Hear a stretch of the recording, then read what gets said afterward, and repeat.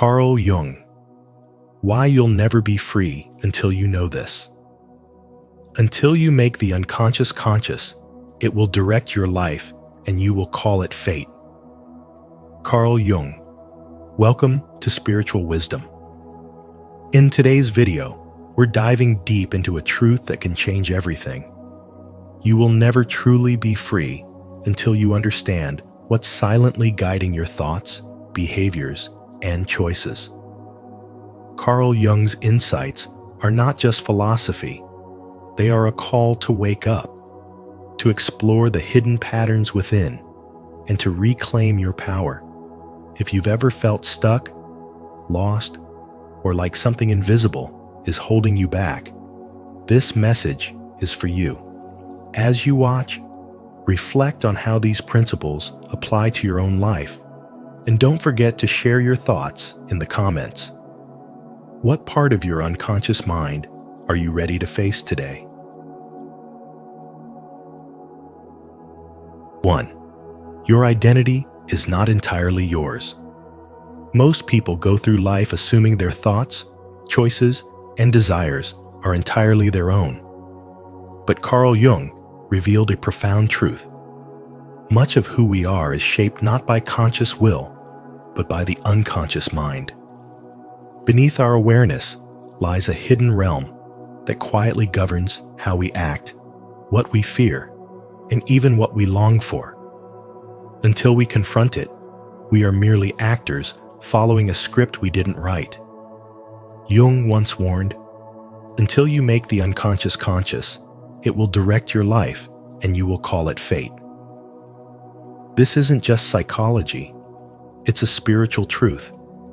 The very behaviors that limit your freedom, the patterns that keep you stuck, often stem from unexamined wounds, cultural conditioning, childhood programming, and ancestral pain passed down through generations. You think you're choosing, but in reality, your choices are being made for you by forces you haven't yet met within yourself. Imagine someone who's outwardly successful, respected, and disciplined, but deep down, they feel empty and restless. They keep jumping from job to job, relationship to relationship, looking for something they can't name. This person isn't lost because they lack talent or intelligence. They're lost because they don't know themselves. They're being pulled by invisible strings, tied to old pain, inherited fear, and a version of identity built in survival, not freedom. Carl Jung understood that to break free from this cycle, you must be willing to look at your shadow, the parts of yourself you hide, deny, or don't even know exist.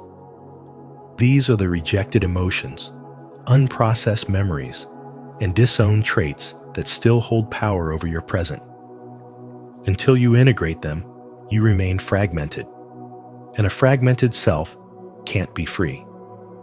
Freedom, in Jung's view, doesn't come from achieving more or becoming someone new. It comes from meeting the parts of yourself you've ignored. It means recognizing that your anger may be a mask for grief, that your perfectionism may be a shield against shame, that your desire for control may come from a childhood where you felt powerless. When you see these truths without judgment, you begin to reclaim yourself. This is the essence of spiritual wisdom. Wholeness isn't about becoming flawless. It's about becoming real.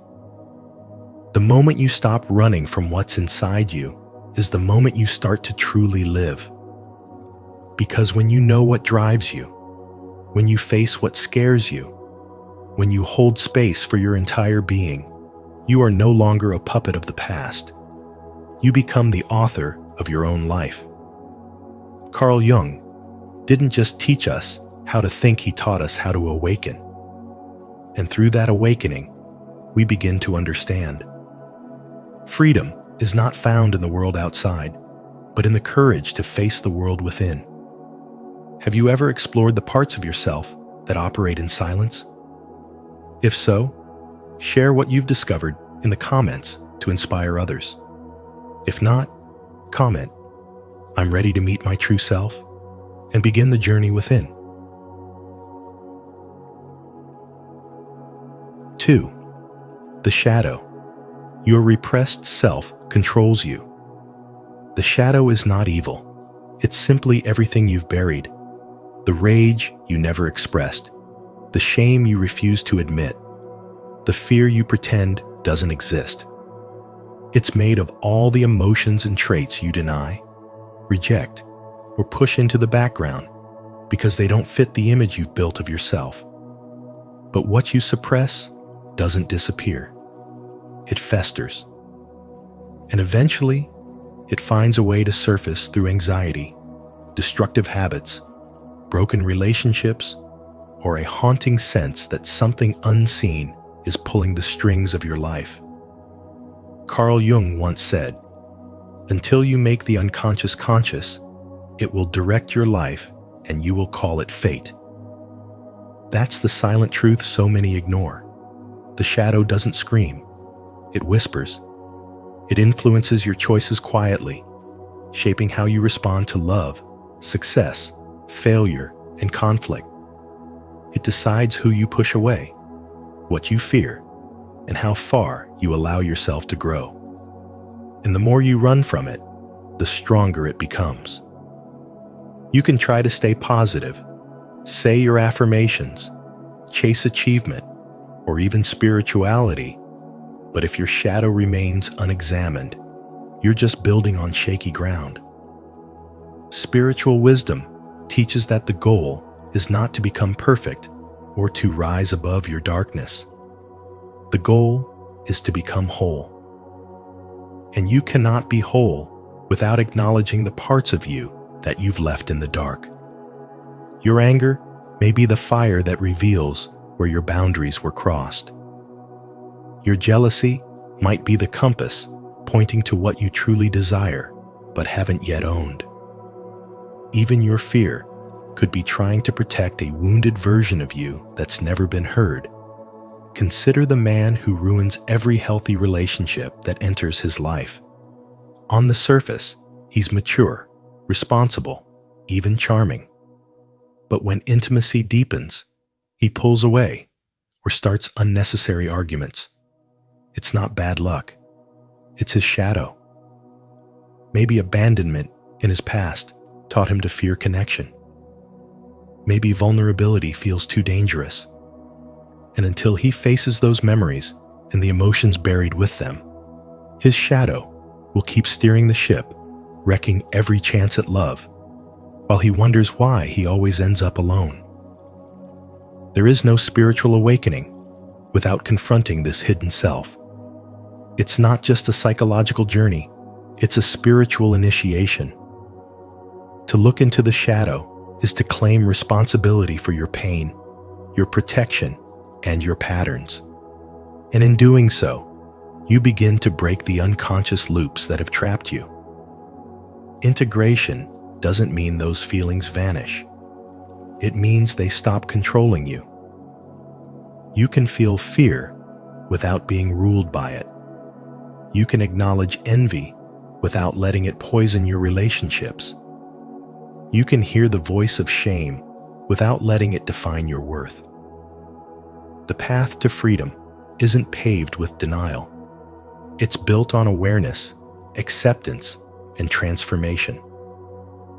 When you bring light into the parts of you that were once cast aside, you don't just reclaim your power, you become it. That is the heart of spiritual wisdom. To know yourself so deeply that nothing within you remains unloved, and nothing outside you holds the power to define your fate.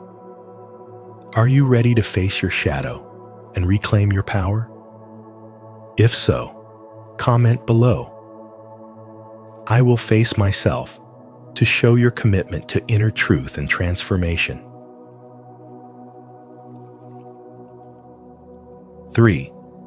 The collective unconscious and archetypes. You are deeply connected to something ancient and vast, the collective unconscious, a hidden reservoir of wisdom and energy shared by all of humanity. This realm is not built from your personal memories, but from timeless symbols and emotional patterns that have existed long before you were born.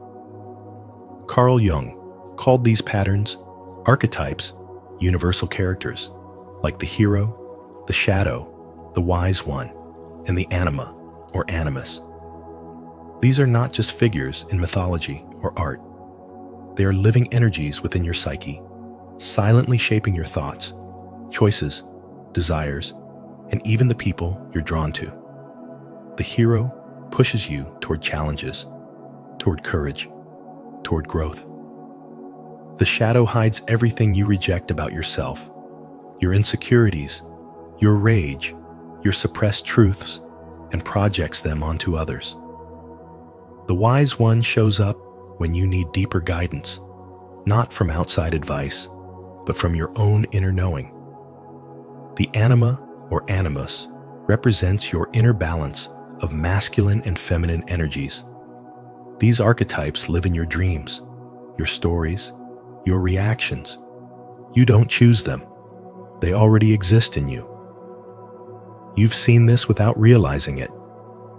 That moment when you trust someone instantly or feel a sudden repulsion. That dream where you're chased by a dark figure. That strange pull you feel toward a life path that terrifies you. These are not random events. They're echoes from the collective unconscious. And if you don't recognize them, they will keep playing out in your life like a script written behind your back. As Jung warned, until you make the unconscious conscious, it will direct your life and you will call it fate. Spiritual awakening begins the moment you realize that your suffering, your patterns, your relationships, and your internal battles are not meaningless. They're symbolic. They are signs from your unconscious mind trying to break through. You are not just living your life. You are living a myth, shaped by the stories encoded in your soul. And if you want to be truly free, you must stop running from these stories and start listening to them. When you become aware of the archetypes, you step into your power. You stop blaming others. You stop being confused by your emotions. You begin to ask, who is speaking within me right now, the shadow or the hero? Am I being guided by fear or by the wise one within? This awareness is the foundation of real transformation. This is spiritual wisdom in action. You were never meant to drift through life unconsciously. You were born to awaken to who you really are beneath the surface. The journey isn't about becoming someone new. It's about remembering the deep, ancient truths already etched into your being. When you begin to see your life symbolically, when you learn to decode the messages of your inner world, the external world stops controlling you. That is when true spiritual awakening begins. Stay connected to the deeper truth within you. Subscribe to our channel and join a community exploring the hidden forces that shape our lives, archetypes, symbols, and the collective unconscious. Together, we awaken ancient wisdom, uncover inner patterns, and step into conscious living. You are part of something greater. Let's discover it together. 4. Individuation, the path to wholeness. Real transformation begins when you stop chasing who the world tells you to be and start uncovering who you truly are. Carl Jung called this process individuation, a profound journey of becoming whole by integrating the unconscious parts of yourself, especially the shadow. It's not about self-improvement or fixing flaws. It's about remembering and reuniting with the parts of your soul that were buried beneath years of conditioning, fear, and compromise. To individuate is to face the uncomfortable truths you've been avoiding, to let go of the mask you've worn for approval, and to step into the fullness of your authentic self. This is not a path of ease, It requires radical honesty and deep courage. You will meet aspects of yourself that you once rejected: your anger, your envy, your vulnerability, your unmet needs. You'll come face to face with the pain of pretending, with the cost of performing roles just to feel safe or accepted. But what's on the other side is wholeness, the kind of peace that doesn't depend on circumstances, applause, or validation. Jung warned, until you make the unconscious conscious, it will direct your life and you will call it fate. The parts of you you refuse to face are the same ones sabotaging your peace, your relationships, and your freedom. Think of the woman who appears to have it all: career, wealth, admiration, yet feels numb inside. She follows the rules, meets expectations, plays her part. But at night, she's haunted by a deep restlessness, a quiet ache that something essential is missing. That ache is her soul asking her to return. Individuation is the call to answer that ache, to stop performing and start living. It is not a rebellion, it's a reunion with your original essence. The spiritual wisdom at the heart of individuation teaches that healing isn't always light and serenity. Sometimes it's rage, grief, confusion, and letting go of illusions that once gave you a false sense of control. You must break down before you break through. You must dismantle what is false so that what is real can emerge. Wholeness is not perfection. It's integration, the unification of your light and dark, strength and softness, clarity and contradiction. The self isn't found. It's remembered. It's been waiting under the surface, beneath layers of social roles, family programming, trauma, and fear. To walk this path is to reclaim what was lost. Every dream abandoned for practicality. Every truth silenced for acceptance. Every emotion swallowed to keep the peace. Carl Jung's work was never about theories locked in books. It was a mirror held up to the soul, daring us to look. And when we do, we begin to see that real freedom isn't the absence of responsibility or discomfort. It's the release of everything that is not truly you. This is how you awaken. This is how you come home to yourself. If this message resonates with your soul, repeat after me. I am becoming whole. I embrace every part of me, light and shadow. Let this be your declaration. And if this speaks to you, like, subscribe, and share this with someone on their journey to wholeness. 5. Dreams are messages from the soul. Carl Jung believed that dreams are not just nighttime hallucinations. They are sacred messages from the soul, written in symbols. Each dream, no matter how strange or fleeting, carries deep spiritual wisdom. A snake, a mirror, a tunnel. These are not meaningless images. They are the unconscious mind's way of guiding you, of telling you something your waking self refuses to see. The soul doesn't shout. It whispers through images while you sleep, hoping you'll pay attention. When you see a tunnel in your dream, it may not be fear chasing you, but transformation calling. The darkness could mean you're walking through a season of the unknown, preparing for something new. A mirror may be asking you to face yourself, to see clearly the truths you've hidden from your own eyes. A snake, rather than signaling danger, often represents deep change, healing, and even rebirth. Jung saw these symbols as a living language, crafted by the unconscious to bring healing, insight, and wholeness. Ignoring them means ignoring the soul's attempt to guide you back to your true path. In daily life, it's easy to dismiss dreams. You wake up, shake off the images, and jump into routine. But each time you ignore these messages, you're pushing your soul's wisdom further into the shadows. And what lives in the shadows doesn't disappear. It directs your life without your knowledge. That's why Jung warned, until you make the unconscious conscious, it will direct your life, and you will call it fate.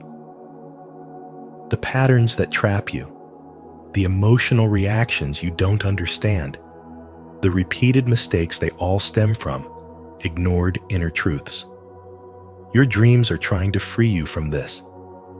We spend so much time looking for answers outside of ourselves. We chase clarity in books, advice, noise. But the answers were always within, carried by symbols, delivered in silence. Your dreams are your soul's letters, personal, mysterious, and meant only for you. And yet most people never open them. They call them nonsense, randomness, or worse, ignore them completely. In doing so, they abandon their deepest compass. Dreams are not just psychological phenomena. They are spiritual experiences. Each night is a journey inward, a chance to reconnect with what matters most. To listen is to grow. To understand is to heal. And to act on what you've seen is to walk the path of transformation. When you begin to truly pay attention to your dreams, you stop living on autopilot. You stop being driven by unconscious fears.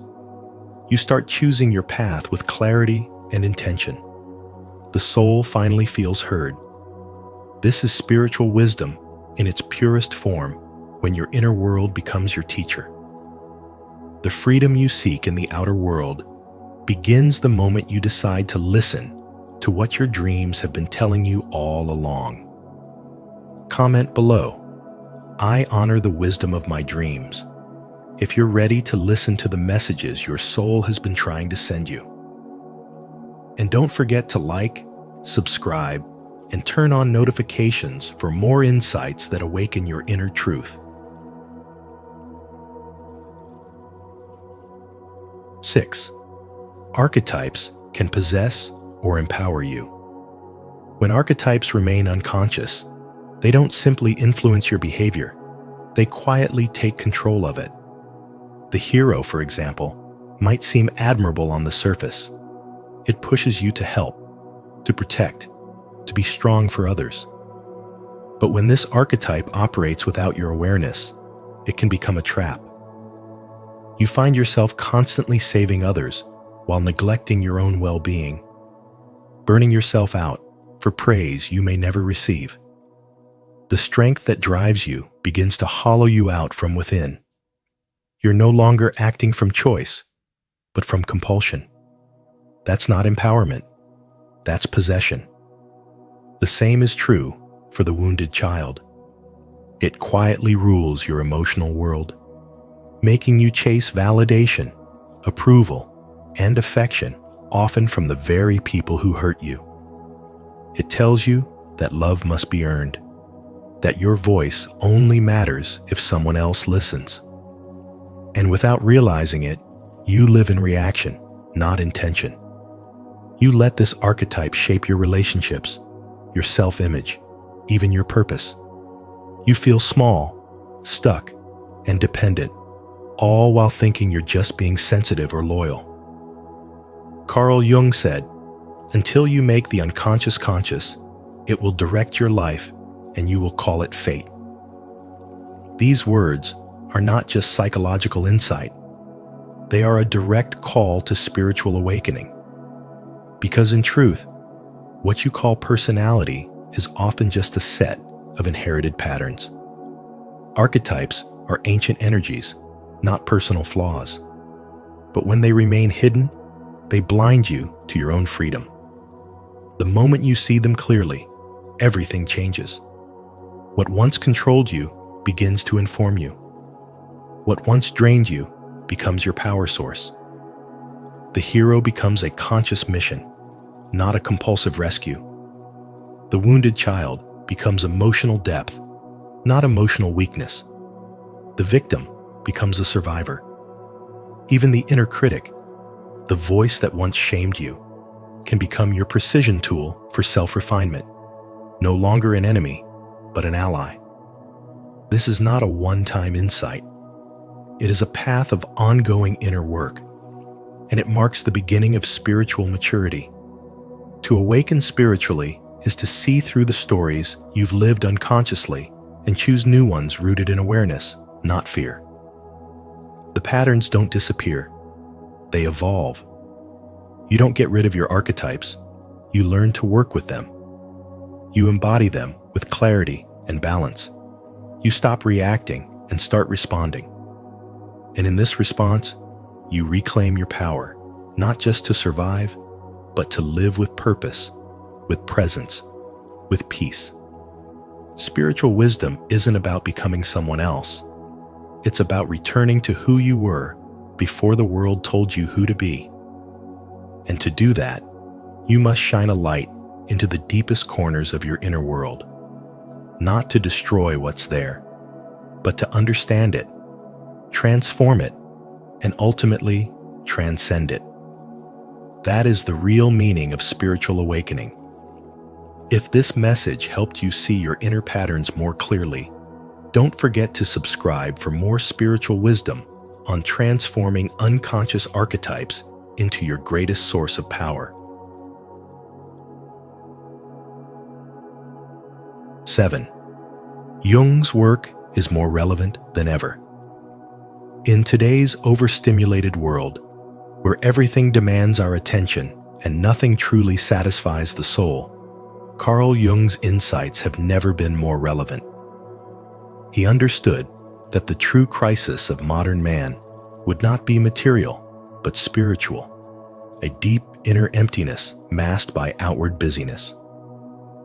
We scroll endlessly, chase success, and stay distracted, not because we are fulfilled, but because we are afraid to stop and feel the weight of what's missing.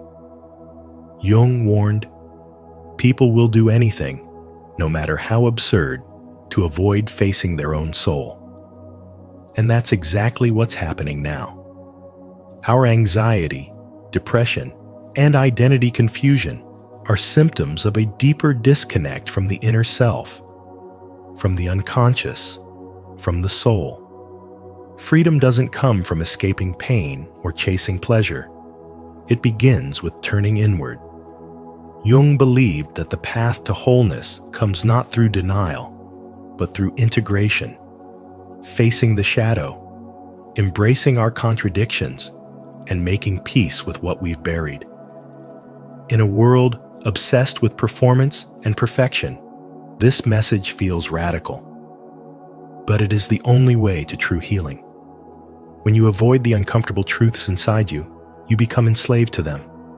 When you confront them, you gain power over your own life. A woman I once knew had everything: status, success, and security, but still felt hollow. After years of numbing herself with achievement, she finally broke down. In therapy, she was introduced to Jung's concept of individuation. Slowly, she began to uncover the forgotten parts of herself: the child who never felt safe, the teenager who silenced her creativity, the woman who pretended confidence to hide fear. As she embraced these inner truths, she found a strength that didn't depend on anyone's approval. She stopped performing and started living. That is the power of Jung's work. It doesn't make life easier, but it makes life real. Jung never offered shortcuts. He didn't promise instant transformation or feel-good solutions. What he offered was a path that required courage, the path of spiritual awakening through self-knowledge. He believed that we are not just minds and bodies, but souls longing to be understood. And until we listen to that longing, we will stay stuck repeating the same patterns, falling into the same relationships, facing the same emptiness. Jung's message is not one of judgment, but of invitation. He invites us to explore the unconscious, to decode our dreams, to understand the archetypes that live within us, and to reclaim the parts of ourselves we've lost. The spiritual wisdom he left behind reminds us that healing isn't about becoming someone new. It's about remembering who we've always been beneath the masks. And as you walk this path, you begin to see clearly. Your suffering has meaning, your fears are teachers, and your soul has always been guiding you home. To honor your journey toward deeper truth and inner clarity, declare your commitment. Comment below, "I choose soul over noise," to affirm your path and inspire others to reconnect with what truly matters. Thank you for joining us on this journey into the mind of Carl Jung. Remember, true freedom begins the moment you become aware of the unconscious forces shaping your life. The path to awakening isn't always easy, but it's the only path that leads to real power, healing, and inner peace. If this message spoke to you, don't forget to like this video, share it with someone who needs it, and subscribe to Spiritual Wisdom. Make sure you turn on the notification bell so you won't miss any of our upcoming videos filled with insight, depth, and transformation. Until next time, stay curious, stay conscious, and keep walking the path of wisdom.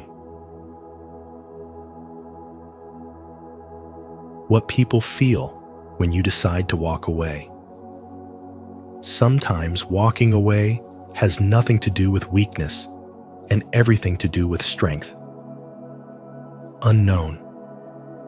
There comes a time in everyone's life when silence speaks louder than explanation, and distance becomes the ultimate act of self-respect. In today's video on spiritual wisdom, we explore a powerful truth Carl Jung hinted at: the emotional ripple effect your absence creates in others.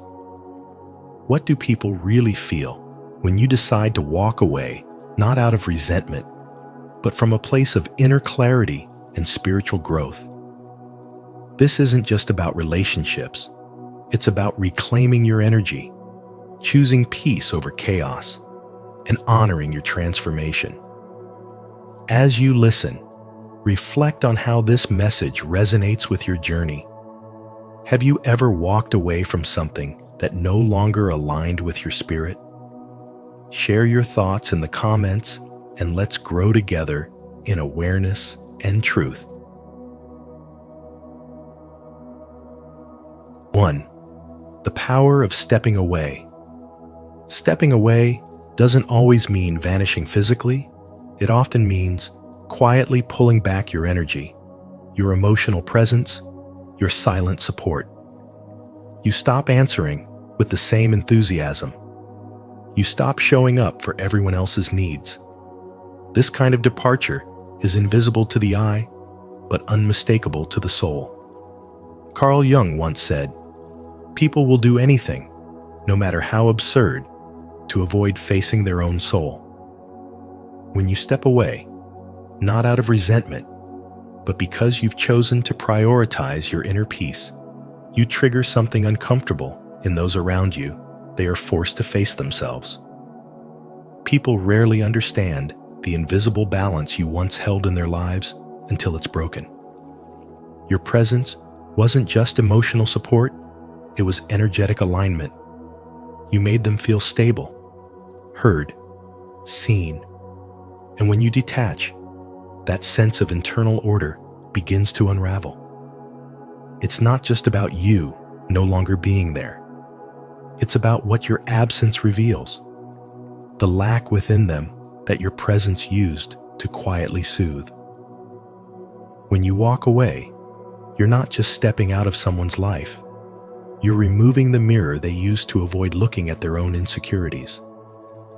Think of the friend who always confided in you, but never truly listened when you needed to talk. Or the partner who leaned on your calm energy, but never asked if you were okay.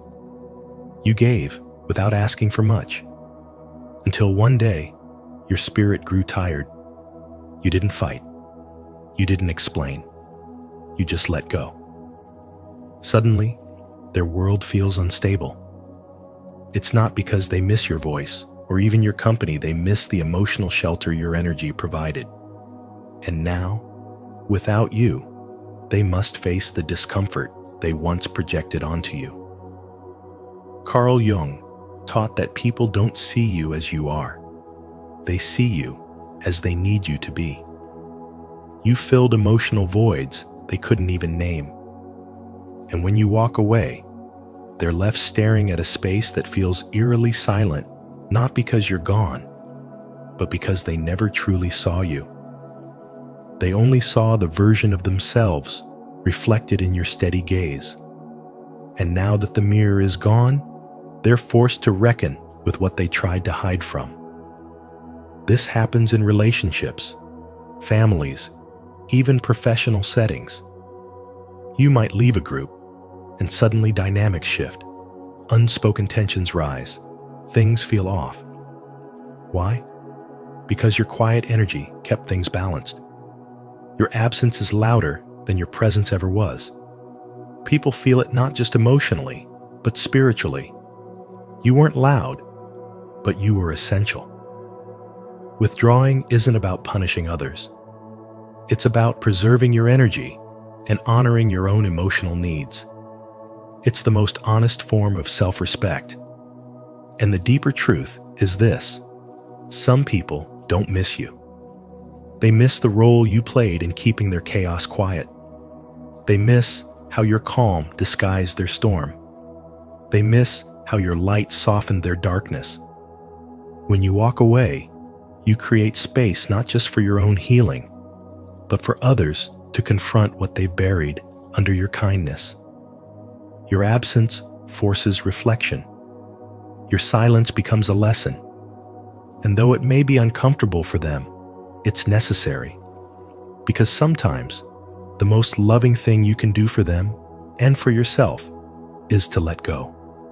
Have you ever stepped away to reclaim your peace and noticed how everything shifted? If so, share your story in the comments to inspire others on this path.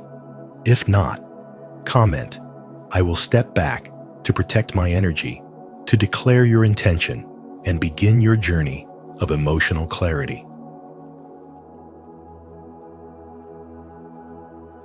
2. Absence creates discomfort.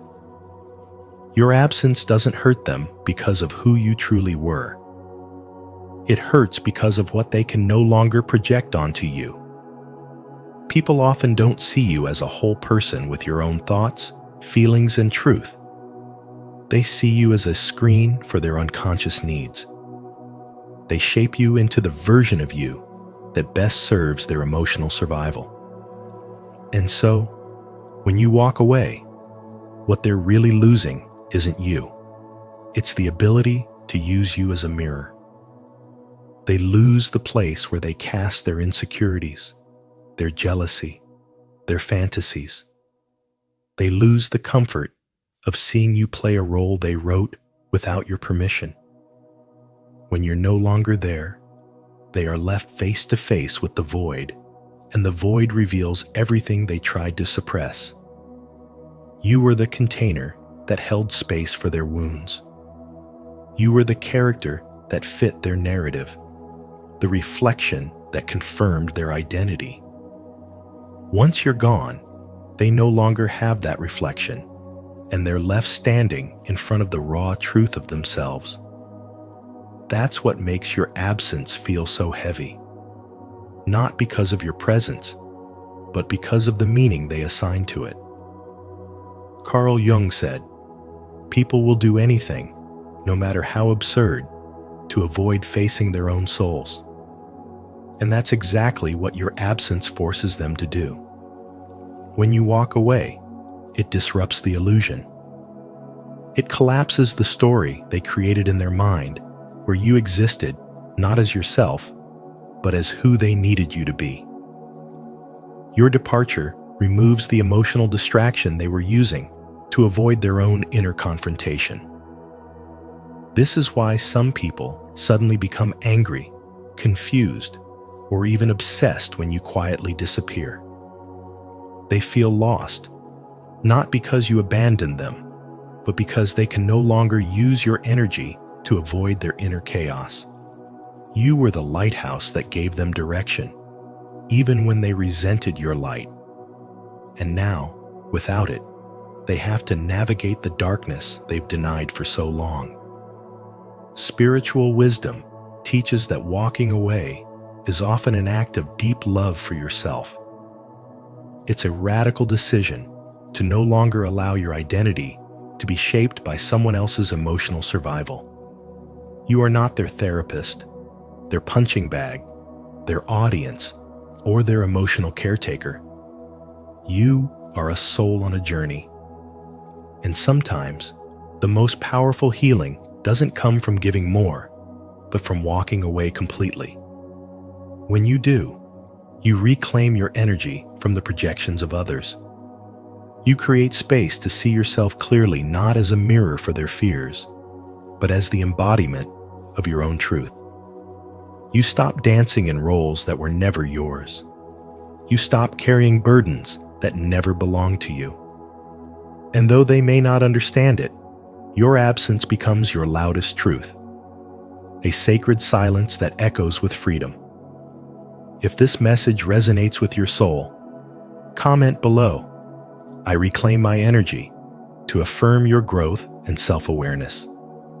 And don't forget to like, subscribe, and turn on the notification bell so you never miss another moment of truth and transformation. 3. The emotional fallout. Your decision to walk away doesn't just create space.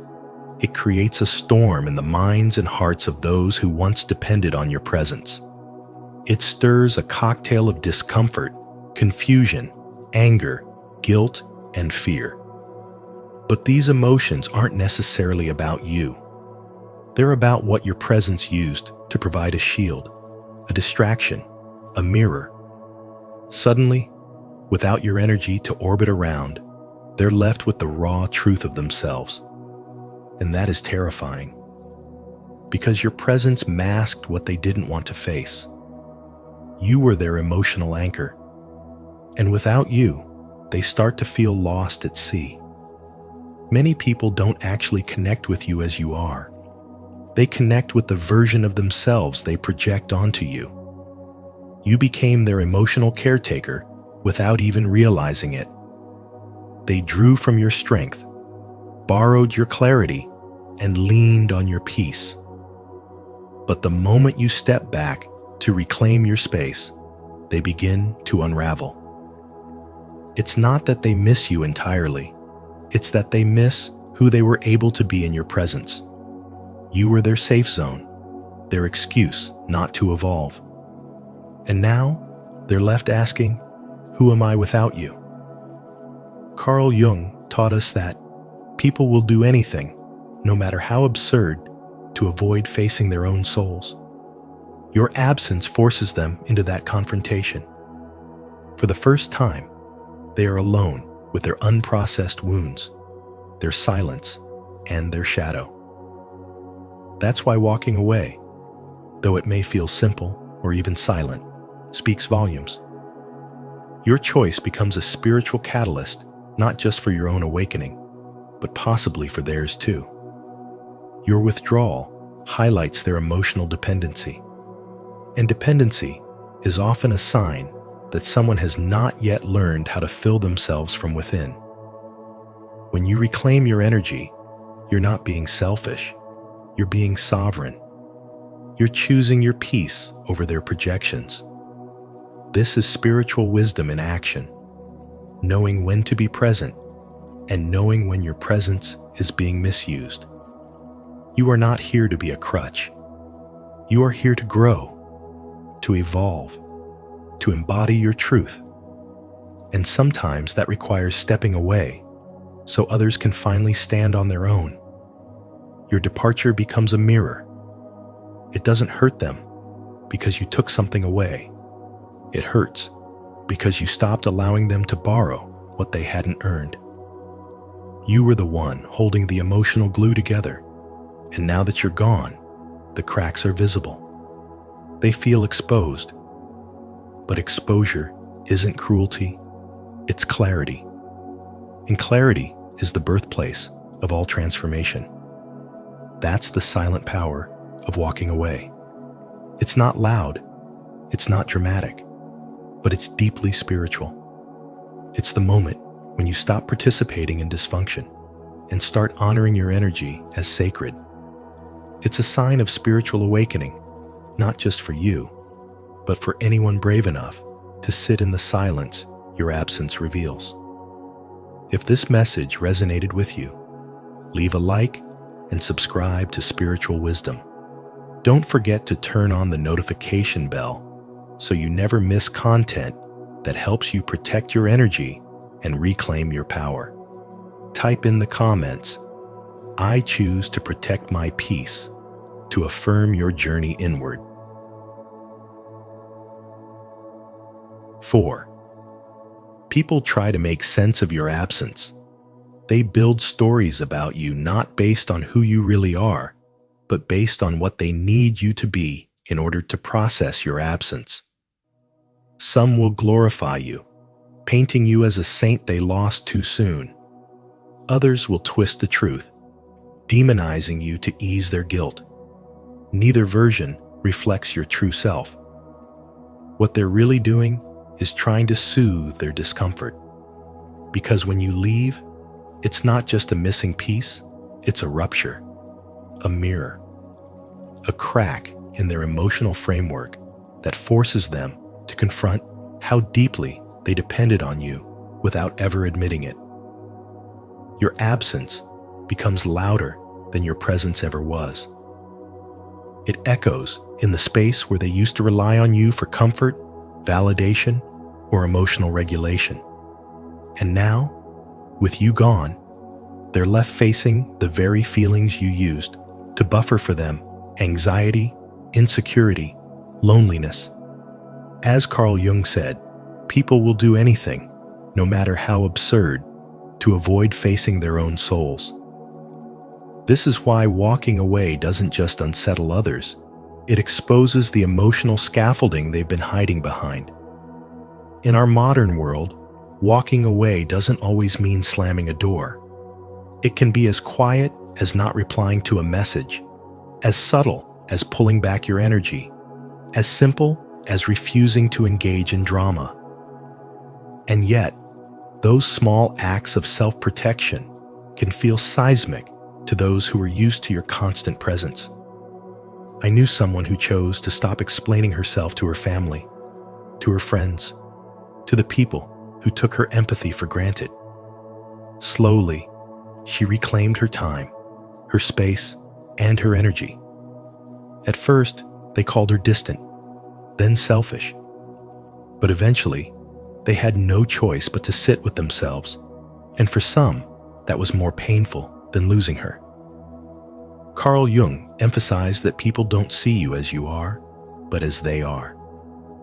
So when you step back, what they feel isn't just your absence, it's the absence of their projection. They can no longer see their worth through your validation, their innocence through your forgiveness, or their strength through your support. You are a mirror, and without you, they are forced to look at the raw, unfiltered version of themselves. And for many, that's too much to handle. But that's not your burden.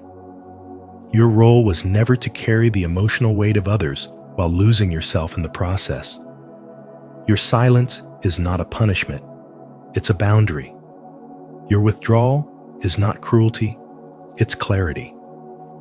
The emotional reactions your absence triggers are not a reflection of your failure, but of their unhealed wounds.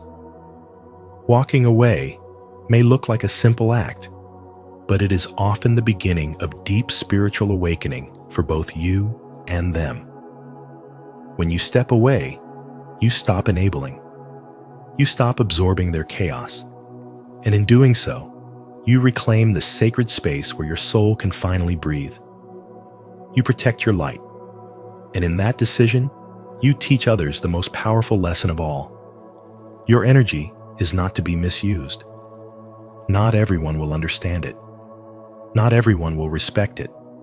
But those who are meant to grow will learn from it. If this message resonates with your soul, let it be known. Comment below. I release the need to be understood to affirm your growth and self-trust. And don't forget to like this video, subscribe to Spiritual Wisdom, and turn on the notification bell so you never miss content that helps you awaken, evolve, and reclaim your inner power. 5. Psychological disruption. People react to your absence in ways they often can't explain, not because of who you were, but because of what they projected onto you. You may have been their source of stability, their emotional anchor, or the one who absorbed their chaos in silence. So when you walk away, not with resentment, but from a place of spiritual clarity, it shakes something deep within them. Suddenly, they're not just missing a person. They're feeling the collapse of an illusion. Your absence forces them to confront the very insecurities they kept hidden behind your presence. For some, your departure reopens old wounds. It reminds them of childhood abandonment, broken trust, or fears of being unworthy. These emotions don't surface because of anything you did wrong. They emerge because your energy no longer shields them from themselves. You may not even realize the role you played in their emotional survival. But the moment you withdraw, the cracks begin to show. They aren't just grieving a relationship. They're grieving the loss of control, the loss of access to someone who once made them feel seen, safe, or validated. Over time, your absence takes on a deeper meaning. It becomes symbolic, representing a void they can't fill, not because you were perfect, but because you were present. And that presence was a mirror. When that mirror vanishes, they can no longer ignore their own reflection. Without you to project onto, they're left facing the truth, that the connection they had wasn't as balanced as it seemed. They needed you more than you needed them, and that truth is uncomfortable. They may respond with anger, silence, or passive aggression, not because they truly hate you, but because your walking away threatens their emotional survival strategy. You no longer play the part they assigned to you, and now they're left to sit with what's been unresolved for years. This is what spiritual wisdom reveals. Not everyone misses you. They miss the emotional role you played in their life. Your energy helped them avoid themselves. Now, they're alone with the very wounds you unknowingly covered. You stepping away doesn't just mark a physical distance. It's a declaration that you will no longer be the emotional sponge for other people's pain. And whether they realize it or not, that shift creates an energetic rupture. They can't pull from you anymore. They can't access your peace, your warmth, your emotional labor. And this loss, though invisible, is profound. Some will evolve because of it. Others will harden. But either way, your absence is not just silence, it's transformation. Not just for them, but for you. Because spiritual wisdom isn't about saving others at the cost of yourself. It's about recognizing when your presence is being misused and having the courage to walk away, not in bitterness, but in truth. If this message helped you see the hidden impact of your absence, don't forget to subscribe for more deep insights into human psychology and emotional transformation. 6. They reevaluate their identity. When you walk away from someone, something shifts not just in them, but in the entire emotional dynamic they once depended on. Your presence wasn't just comforting, it became a part of how they saw themselves. You were the mirror in which they measured their worth, justified their choices, and masked their insecurities. So when you decide to leave, not out of spite, but from a place of spiritual awakening, they don't just lose you. They lose the version of themselves they only knew through you. And now, faced with the silence you leave behind, they are forced to confront the question they've been avoiding. Who am I, really, without you?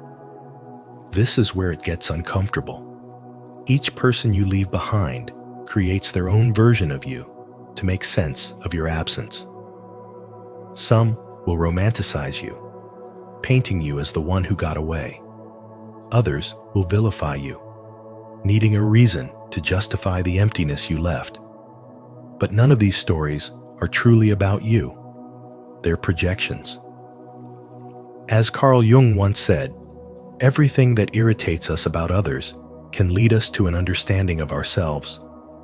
Your departure doesn't just sting because they miss your presence, it hurts because your absence removes the screen they've been projecting their unhealed parts onto.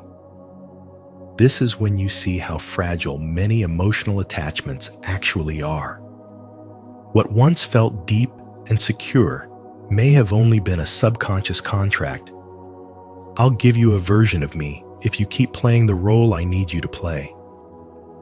But the moment you walk away, that contract dissolves, and the truth becomes undeniable. The love they claim to feel is tested, and often it's revealed that they weren't in love with you, but with what you represented. Validation, control, attention, or relief from loneliness. You stepping away forces them to stand on their own, and not everyone is ready for that kind of independence. Your spiritual awakening doesn't just illuminate your path, it shakes theirs. It becomes a mirror they didn't ask for, a wake-up call they didn't want. And while some may rise to meet that growth, many will retreat into blame and resistance. But that's not your concern. You're not walking away to punish them. You're walking toward yourself. You're reclaiming your energy from spaces that no longer align with your soul. You're choosing peace over performance, truth over attachment, and clarity over chaos. And in doing so, you allow your absence to become a lesson. Not everyone will thank you for it. Some will misunderstand. But that doesn't change the fact that walking away was the most loving thing you could do for them and for yourself. Because love without awareness isn't love. It's need disguised as connection. And you, in your growth, have learned that real connection starts within. If this message resonates with your soul, repeat after me. I am ready to rediscover who I am. I release the past and embrace my true self. Let it be your affirmation of growth. And if it speaks to you, don't forget to like this video, subscribe to Spiritual Wisdom, and turn on the notification bell so you never miss messages meant just for you. 7. The illusion of control is broken. It's not just your absence that unsettles them. It's the fact that you've broken an emotional rhythm they were quietly controlling. Carl Jung reminds us that people often don't see you for who you are. They see you through the lens of their own unmet needs, fears, and hidden insecurities. So when you remove yourself, you're not just stepping away from a relationship. You're pulling down a mirror they've long used to avoid looking at themselves. The emotional chaos that follows isn't about missing your companionship. It's about losing the ability to project. Without you, they are forced to sit with their own unresolved wounds. That void, it's not just the space you left. It's the silence where their distractions used to live. The comfort of blaming, leaning, or pretending disappears, and they're left face to face with a part of themselves they've been avoiding. Carl Jung said, "Until you make the unconscious conscious, it will direct your life and you will call it fate." Your exit is that wake-up call. Picture this. A friend constantly leans on you for advice, for comfort, for validation. You always listen, support, and sacrifice your time, even when you're running on empty. But one day, you stop. Not out of anger, but out of self-love. And suddenly, they spiral. They accuse you of changing, of being selfish. But in truth, you've just stepped back to protect your energy. That discomfort they feel, it's not about you abandoning them. It's about them no longer having a crutch to lean on, no longer being able to use your presence to avoid their own emotional responsibility. This is the paradox of spiritual awakening. Your decision to evolve, to honor your inner peace, often shakes the illusions others have built. They may say they miss you, but what they truly miss is the version of you that enabled them to avoid themselves. Walking away shines a light on all the places they've been unwilling to heal. It forces them into an identity crisis, not because you were everything to them, but because you represented something they couldn't control. That's why some people react with anger, others with silence, and some with desperate attempts to pull you back. But you must understand, their reaction is not your responsibility. Spiritual wisdom teaches us that stepping away is sometimes the most loving act you can do for yourself and for others. It ends a cycle. It initiates truth. And in doing so, it forces growth, even if that growth is painful. Carl Jung believed that there is no coming to consciousness without pain. Your absence is that pain. It breaks illusions. It ends emotional dependencies, and it opens the door for transformation. You didn't walk away to punish them. You walked away to find yourself. But in doing so, you handed them a mirror they didn't ask for, and that reflection will either shatter their ego or awaken their soul. If this message speaks to something deep within you, stay connected by subscribing to our channel. Together, we explore the moments when life shatters illusions to reveal deeper truth. Remember, even in uncertainty, you are guided by divine purpose, and what feels like chaos may be the beginning of your spiritual alignment. 8. You're on a journey too. Stepping away is never easy. It demands strength, real, quiet strength. The kind that doesn't shout for attention, but whispers through brave decisions. Walking away doesn't mean giving up or running from responsibility. It means choosing emotional clarity over confusion and inner peace over constant turmoil. It means refusing to shrink yourself to fit into places where your presence is only valued when it's convenient for others. That, in itself, is an act of spiritual wisdom, a deep alignment with your higher self. You walk away not out of resentment, but because staying any longer would betray the person you are becoming. In that moment, your soul asks for space, not because it wants to isolate, but because it finally longs to breathe. And when you listen to that voice, something shifts. The weight you were carrying for others starts to lift. You feel the discomfort, yes, but you also begin to feel your power return. People may not understand your decision. They might question your loyalty, your love, even your sanity. But their confusion often comes from losing access to your energy, not from genuine concern. When you step away, it breaks the emotional contract they silently relied on. You no longer absorb their chaos, validate their dysfunction, or mirror their unspoken needs. And that absence, it unsettles them. Not because you were a problem, but because you were their emotional mirror. And now they must face themselves. And still, even with this clarity, it hurts. You feel the ache of detaching from people you once held close. The silence grows loud. The memories knock on your door. Yet deep down, something tells you this pain is clean. It isn't the pain of betrayal, but the pain of rebirth.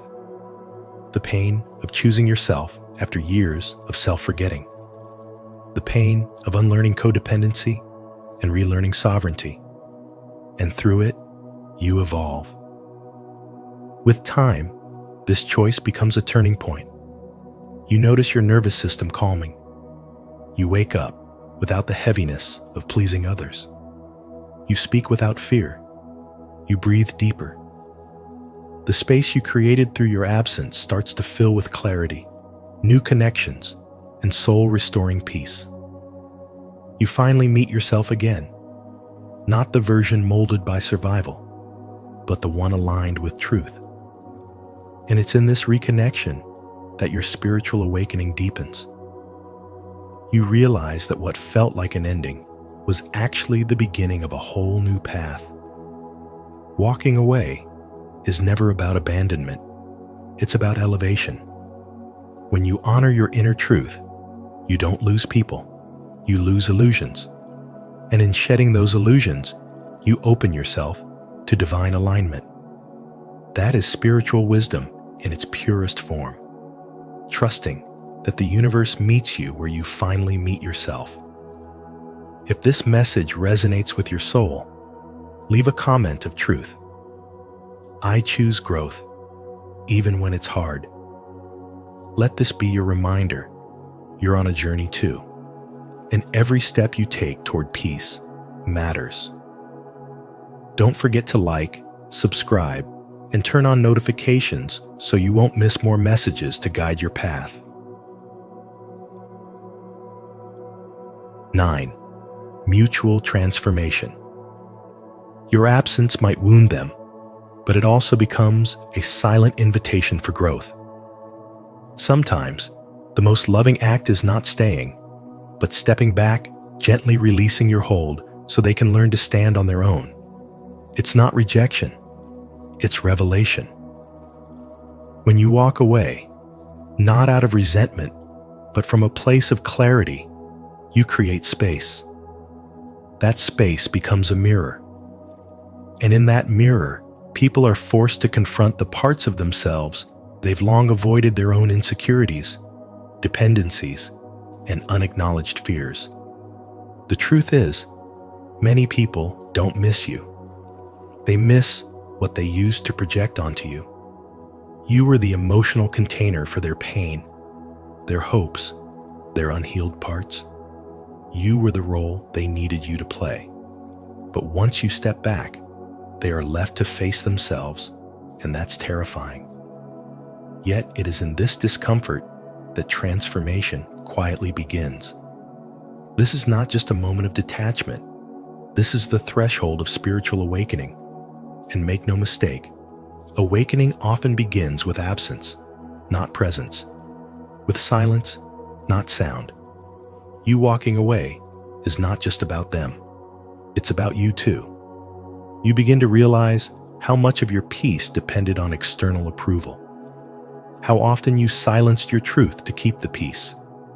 How many times you overextended your energy just to be understood. But now, the act of stepping back becomes your liberation. You begin to return to your center. You are no longer performing, no longer rescuing, no longer apologizing for your boundaries. You are reclaiming your power, not with anger, but with stillness. When you leave, it's not just a door that closes. It's a doorway that opens within. You start to see who you are without their chaos. You start to feel how quiet peace really is. And you discover that the void they feel is not your responsibility to fill. Because the void doesn't define you. It frees you. It gives you room to breathe again, to choose yourself without guilt, to release the weight of being someone else's emotional crutch. Their discomfort might be loud, but your silence is louder. It says, I love you enough to step away. I respect myself enough to stop shrinking. And I trust the divine process enough to let go. This is what spiritual awakening feels like when you stop being everything for everyone and start being everything for yourself. To honor your journey of mutual transformation, declare your growth. Comment below. The void doesn't define me, it frees me. If you're ready to reclaim your strength and embrace this path of inner freedom. When you walk away, not out of anger, but out of clarity and self-respect, you create a silence that speaks louder than words. That silence echoes in the hearts of others, forcing them to confront what your presence once allowed them to avoid. And that is your true power, your absence revealing truths your presence once concealed. If this message has moved you or opened your eyes to your own worth, please give this video a like, share it with someone who needs this reminder, and subscribe to Spiritual Wisdom. Don't forget to turn on the notification bell so you won't miss the deep insights we share in our upcoming videos. Your journey of transformation deserves every step of truth and light.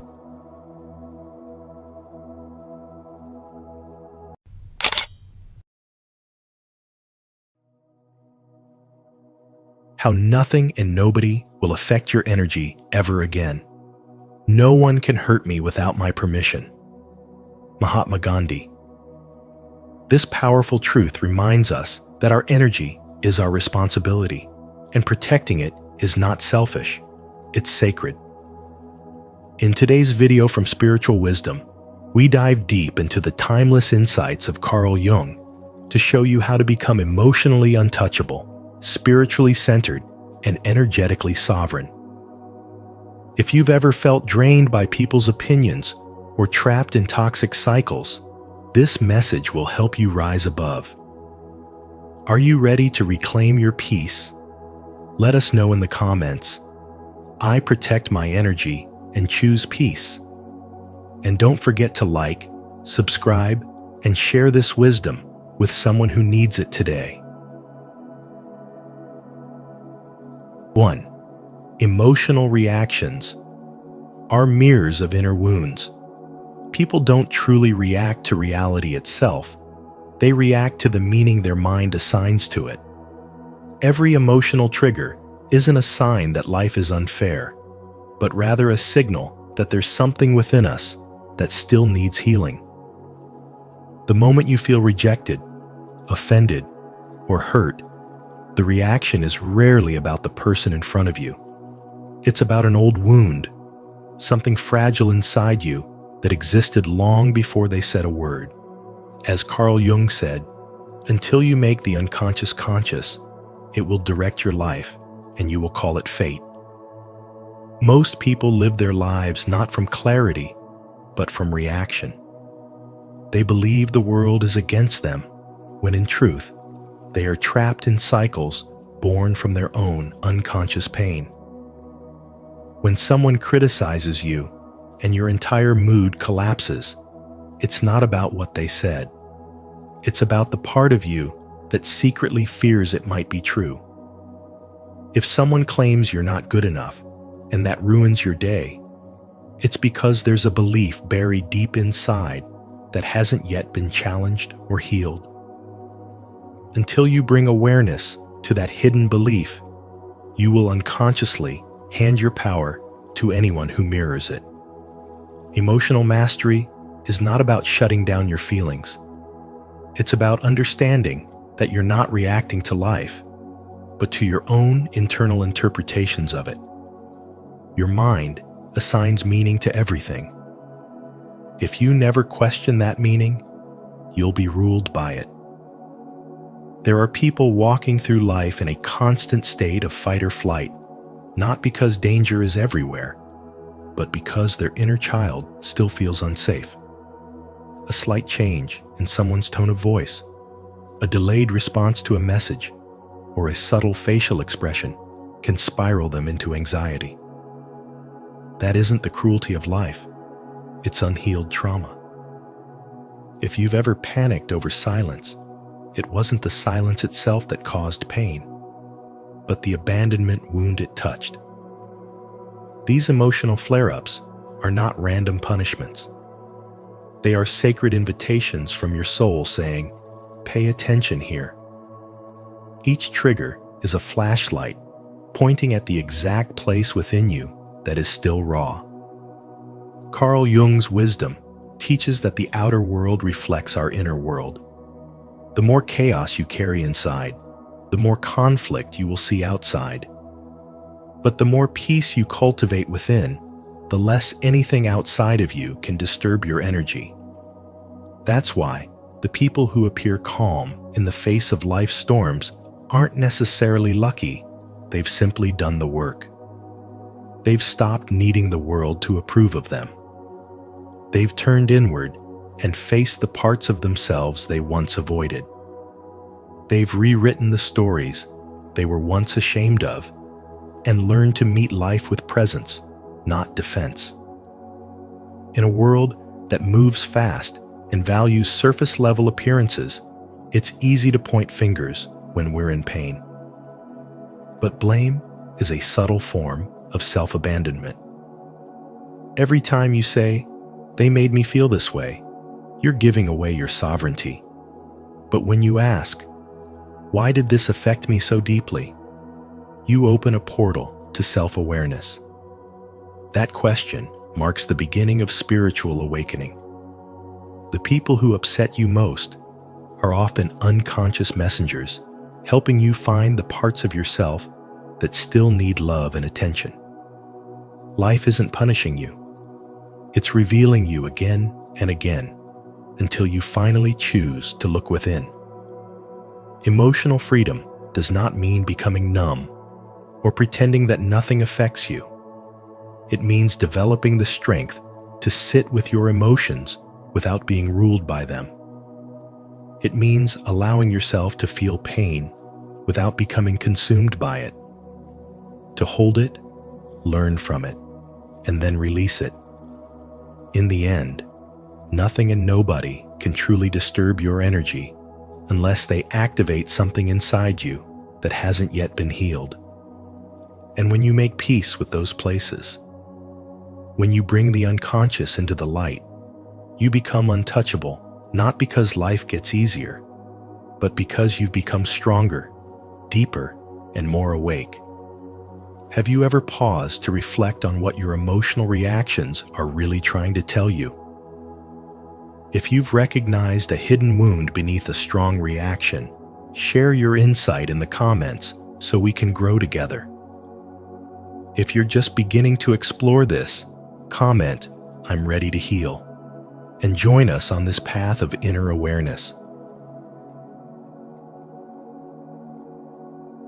2. The illusion of control keeps you powerless.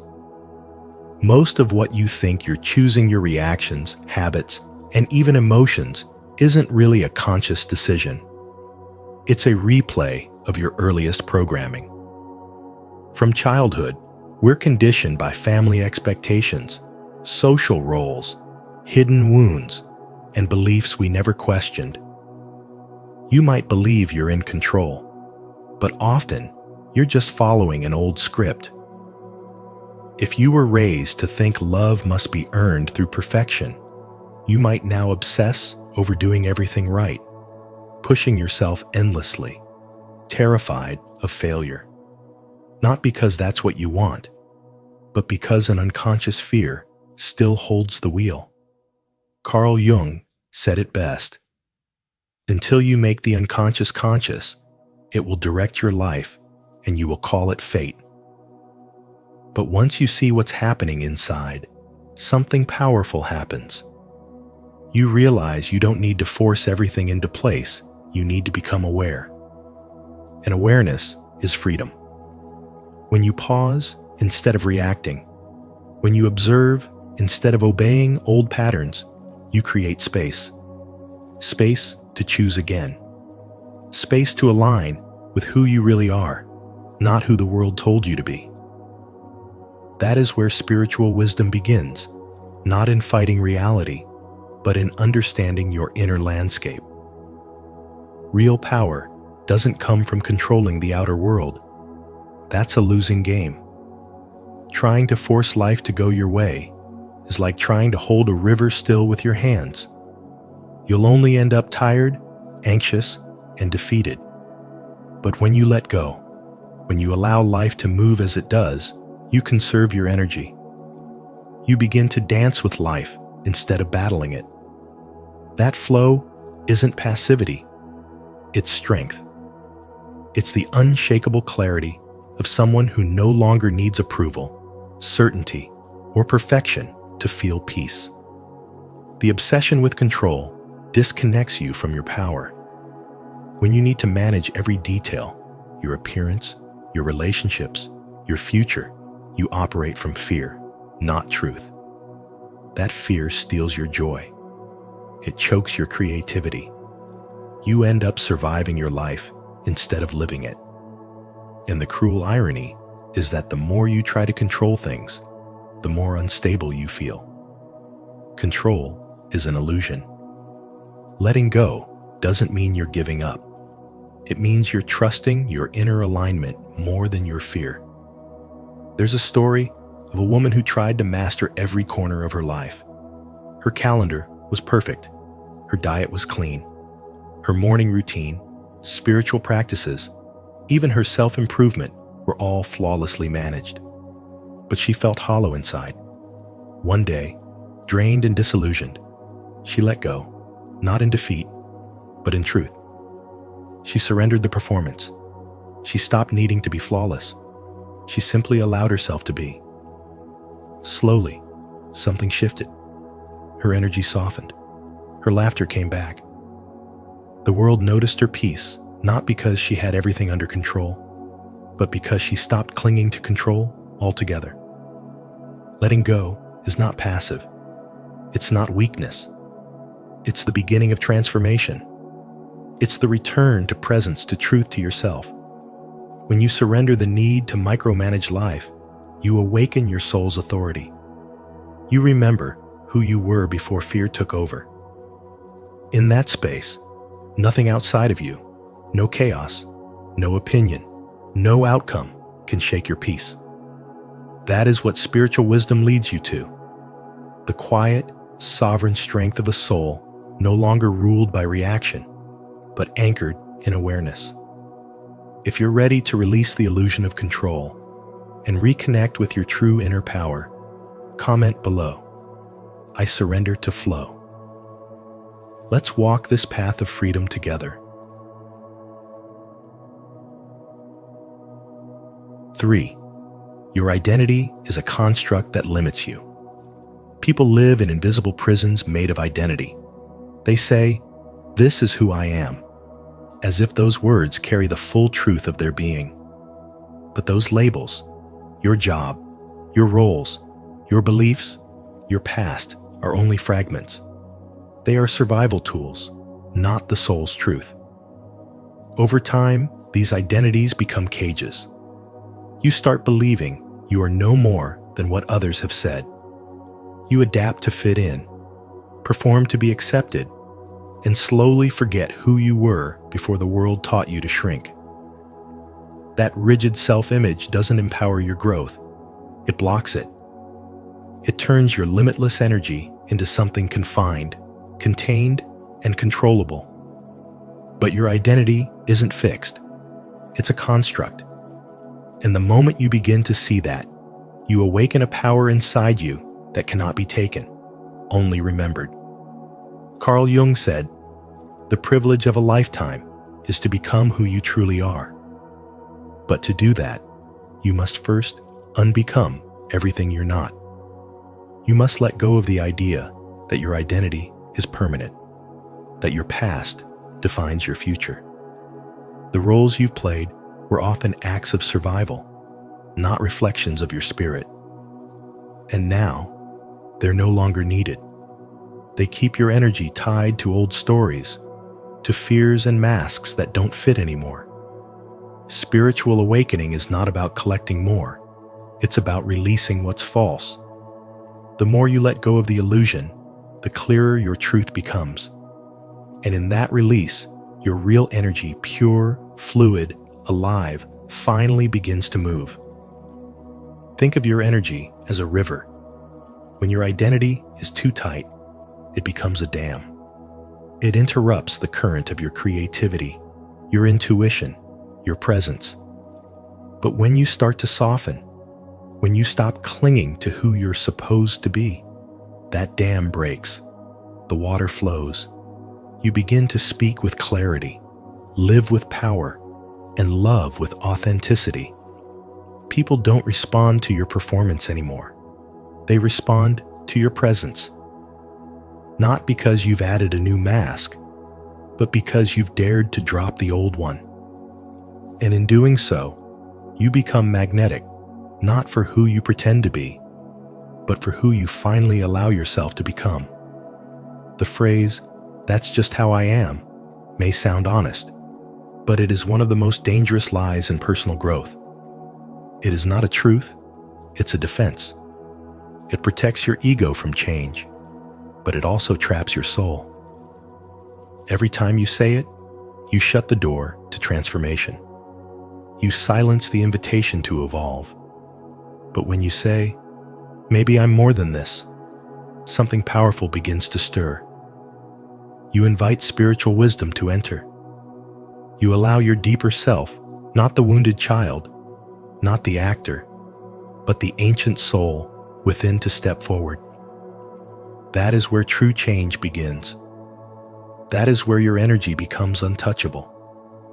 Spiritual awakening is the sacred return to who you were before the world told you who to be. It's not about rejecting your identity. It's about breaking free from its limits. When you no longer need to be anyone in particular, you create space for everything you truly are. And in that freedom, nobody can control your energy ever again. Because now, your power doesn't come from holding on. It comes from finally letting go.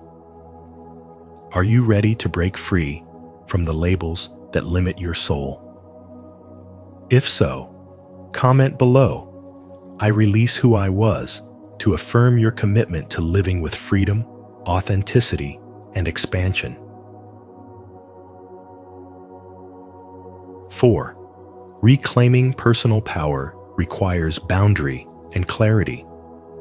Every time you say yes out of fear, fear of rejection, fear of conflict, fear of not being enough, you are giving away a piece of your energy. When you adjust yourself to make others comfortable, when you try to control how people perceive you, you disconnect from your inner truth. This form of self-abandonment doesn't scream. It whispers quietly through exhaustion, anxiety, and burnout that has nothing to do with your body and everything to do with your soul. As Carl Jung said, the privilege of a lifetime is to become who you truly are. But you can't become that if you're constantly bending yourself to be loved, accepted, or understood. The more you seek approval, the more you lose access to your authentic self. Power doesn't need to raise its voice. It reveals itself in silence, in stillness, in the quiet strength to say no without guilt, to walk away without explaining, to hold your truth even when others don't get it. Boundaries are not signs of weakness. They are declarations of self-respect. They are acts of spiritual wisdom. Without them, others will decide who you get to be, and their version of you will never honor your fullness. Boundaries don't separate you from love. They protect the space where love can thrive without distortion or depletion. If you don't protect your energy, someone else will use it for their benefit. In the digital world, you leak energy every time you chase validation, posting to be noticed, scrolling to compare, commenting just to feel like you exist. You lose touch with your center when you need others to remind you of your worth. But when you move from a place of self-trust, that need disappears. You don't need applause. You don't need to be seen by those who are blind to your truth. You stop trying to explain yourself to people who are more committed to misunderstanding you than connecting with you. That silence isn't detachment, it's clarity. Sarah, a woman in her early 30s, lived this. She wasn't physically overworked, but emotionally exhausted. She bent over backwards to avoid conflict, constantly over-explaining herself and saying yes to everything. Her fatigue wasn't from doing too much. It was from living too little of her truth. Her transformation began when she came across Carl Jung's teachings on individuation, the journey of becoming whole. She saw her burnout not as weakness, but as a signal. She was tired of betraying herself. So she began saying no without apologies. She started withdrawing from conversations that drained her. She created space for herself, turning off her phone in the evening and choosing peace over performance. Her life didn't crumble, it realigned. And in doing so, she stopped confusing being agreeable with being loving. Living for approval means living in fear. And fear will always have you performing speaking when silence is your truth, staying when you should walk away, shrinking when you're meant to rise. The truth doesn't explain itself, it just exists. When you stop needing people to understand you, you rise into a higher vibration. This is not fantasy. This is the beginning of spiritual awakening, the moment you stop abandoning yourself for connection and start honoring your own alignment. Carl Jung reminded us that what we don't bring into consciousness will control us. So if you've been living to please, ask yourself, what part of me still believes that love requires sacrifice of self? Reclaiming your energy doesn't mean becoming hard. It means becoming real. It means choosing alignment over approval, peace over performance, truth over comfort. Because once you are truly aligned, nothing and nobody can steal your peace. If this message resonates with you, don't forget to like, subscribe, and share your thoughts in the comments below. Let's grow together by honoring our boundaries and reclaiming the energy that truly belongs to us. 5. Sovereignty is radical self-ownership. Sovereignty is not about rebellion. It's about coming home to yourself. It means living from your inner truth instead of bending to the shifting moods, expectations, or opinions of others. When you stop chasing validation and start honoring your own rhythm, your nervous system begins to settle. You no longer feel scattered or lost. Instead, you stand rooted, calm, and magnetic without even trying. Your presence deepens, not because you're louder or doing more, but because you're no longer apologizing for existing. Spiritual wisdom reminds us that your intuition, your gut feeling, isn't just emotion. It's ancestral intelligence. It speaks quietly, but powerfully, guiding you toward what is right for your soul. Every time you ignore it, to be accepted or to avoid conflict, you dim your own light. But when you listen, even if it tells you to walk away, say no, or disappoint someone, you reclaim a deeper part of yourself. Sovereignty begins in those hard moments when you choose what nourishes your spirit over what pleases others. Yes, it may be uncomfortable. It may feel lonely. But peace doesn't always arrive wrapped in comfort.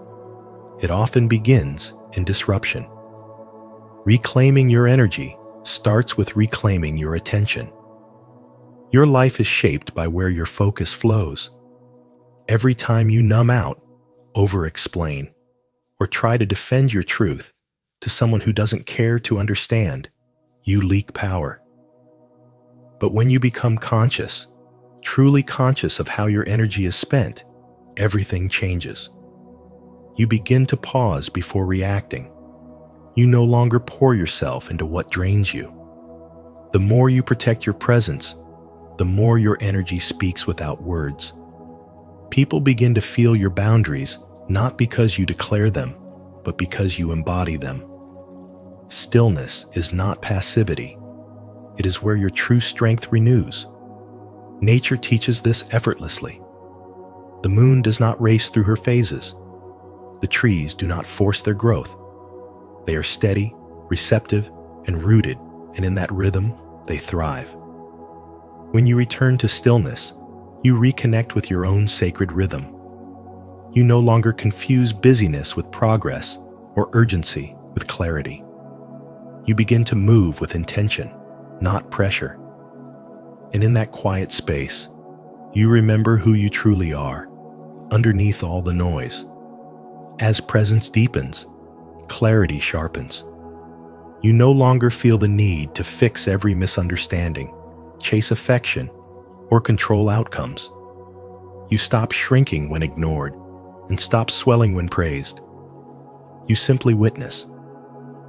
And in that witnessing, there is freedom. It's not a fragile peace that breaks at the first sign of conflict. It's a quiet power that no longer needs to defend, prove, or please. You don't just protect your energy, you become it. You radiate wholeness from within, and that kind of power is untouchable. Spiritual wisdom teaches that sovereignty isn't built on ego, but on sacred devotion to truth, to presence, and to self-responsibility. It's about owning your emotions, your space, your choices, without needing the world to agree. And the more you anchor into your inner truth, the less the external world can shake you. You stop living from reaction and start living from intention. You stop waiting for someone to give you permission to be powerful because you realize that permission was always yours to give. If you're ready to reclaim your energy and live from your truth, comment, "I choose sovereignty," below. Your voice matters. Let us know how this message resonates. And don't forget to like, subscribe, and share to support this journey of self-ownership. 6. Mental rewiring is the path to lasting change. Neuroplasticity, the brain's miraculous ability to reshape itself, is not just a term from neuroscience textbooks. It is the very blueprint for deep, lasting transformation. Every time you think the same thought, react the same way, or replay the same emotion, your brain strengthens those neural pathways. Over time, these patterns become automatic responses, locking you into behaviors that no longer serve you. But here's the profound truth. What has been wired can be rewired. The brain is not fixed. It's alive, fluid, and always listening to what you consistently think, feel, and do. This is where neuroscience meets spiritual awakening, where the science of change becomes the soul's declaration that your inner world shapes your outer life. Every small choice you make is a silent vote for the future version of yourself. That moment when you breathe through anxiety rather than react to it, a new connection is made. When you shift your language from "I can't" to "I'm learning," you're rewiring your belief system in real time. The image you visualize before bed, the words you whisper to yourself in silence, the way you journal instead of suppress, these are not meaningless acts. They are rituals of spiritual power, tools of conscious self-sculpting. Each one tells your brain, "We are choosing again, this time with awareness. Breathwork is not just a calming practice. It's a signal to the body that safety is here. Visualization doesn't just inspire. It trains the brain to feel as if the desired future has already arrived. The repetition of empowering language overrides the old scripts that kept you small. Journaling, often underestimated, brings clarity to confusion and helps translate inner noise into meaningful insight. And sleep, that sacred container, integrates all of your efforts, silently embedding your daily intentions deep into the subconscious. These practices may seem subtle, but they gather strength. Over time, they build the momentum that turns into identity, and identity creates destiny. This journey is not about thinking positively. It's about being reborn through presence. Each breath, each intention, each pause becomes a declaration. I am not my trauma. I am not my old story. I am not a prisoner of past reactions. I am consciousness unfolding. This is spiritual awakening, not a sudden revelation, but a gentle return, again and again, to inner truth. The more you take ownership of your mental landscape, the more your external life will begin to mirror that change. Not because the world becomes easier, but because you become aligned, sovereign, and whole. Transformation does not come with grand fanfare. It comes in quiet moments when you pause before yelling, when you choose softness after disappointment, when you rise again after doubt. That is how you reprogram the system, not through pressure, but through sacred daily rhythm. Each present moment is a gateway to becoming, and each time you walk through it with awareness, you reclaim more of your true self. If you're still here and ready to rewire your mind for lasting change, comment, "I'm rewiring" below. Your feedback keeps this journey alive and helps us grow together. 7. Energy mastery is daily strategy. Energy is your most sacred currency, and like any currency, it requires conscious investment. When you stop managing it intentionally, you don't just lose time, you lose presence, clarity, and direction. Carl Jung once said, "Until you make the unconscious conscious, it will direct your life and you will call it fate." The same holds true for your energy. Every unconscious reaction, every emotional trigger, every mental loop you don't interrupt is a withdrawal from your energetic bank account. And this is where real energy mastery begins, not in doing more, but in becoming more aligned. Alignment means using your energy where it thrives and eliminating what constantly depletes you. One of the most powerful keys to this alignment is understanding your timing. Most people burn their brightest hours on low-value distractions and leave their most important work for when their minds are already foggy. That's not just poor planning. That's a disconnect from your energetic truth. When do you feel sharpest? When does your creativity flow most freely? These are your golden hours, and they should be reserved for what truly matters. When your energy dips, honor that dip with rest, with rituals that ground you, or with tasks that require less cognitive load. You are not meant to operate like a machine. You are an energetic being, living in a body that speaks in rhythms, not rigid schedules. Respecting those rhythms is not laziness, it's spiritual wisdom in action. Protection is another pillar of energetic mastery. And here is where Jung's concept of the shadow becomes crucial. The shadow isn't just your darkness. It's everything you've ignored, suppressed, or denied, and it influences you in ways you don't see until your energy is already gone. The modern world is full of silent energy thieves. Not all of them scream negativity. Some arrive quietly. A buzzing phone during your deepest thoughts. A guilt you carry silently. A relationship that smiles on the surface but drains your self-worth at the core. You don't protect your energy by hiding. You protect it by becoming radically honest about what costs too much and saying no from a place of inner clarity.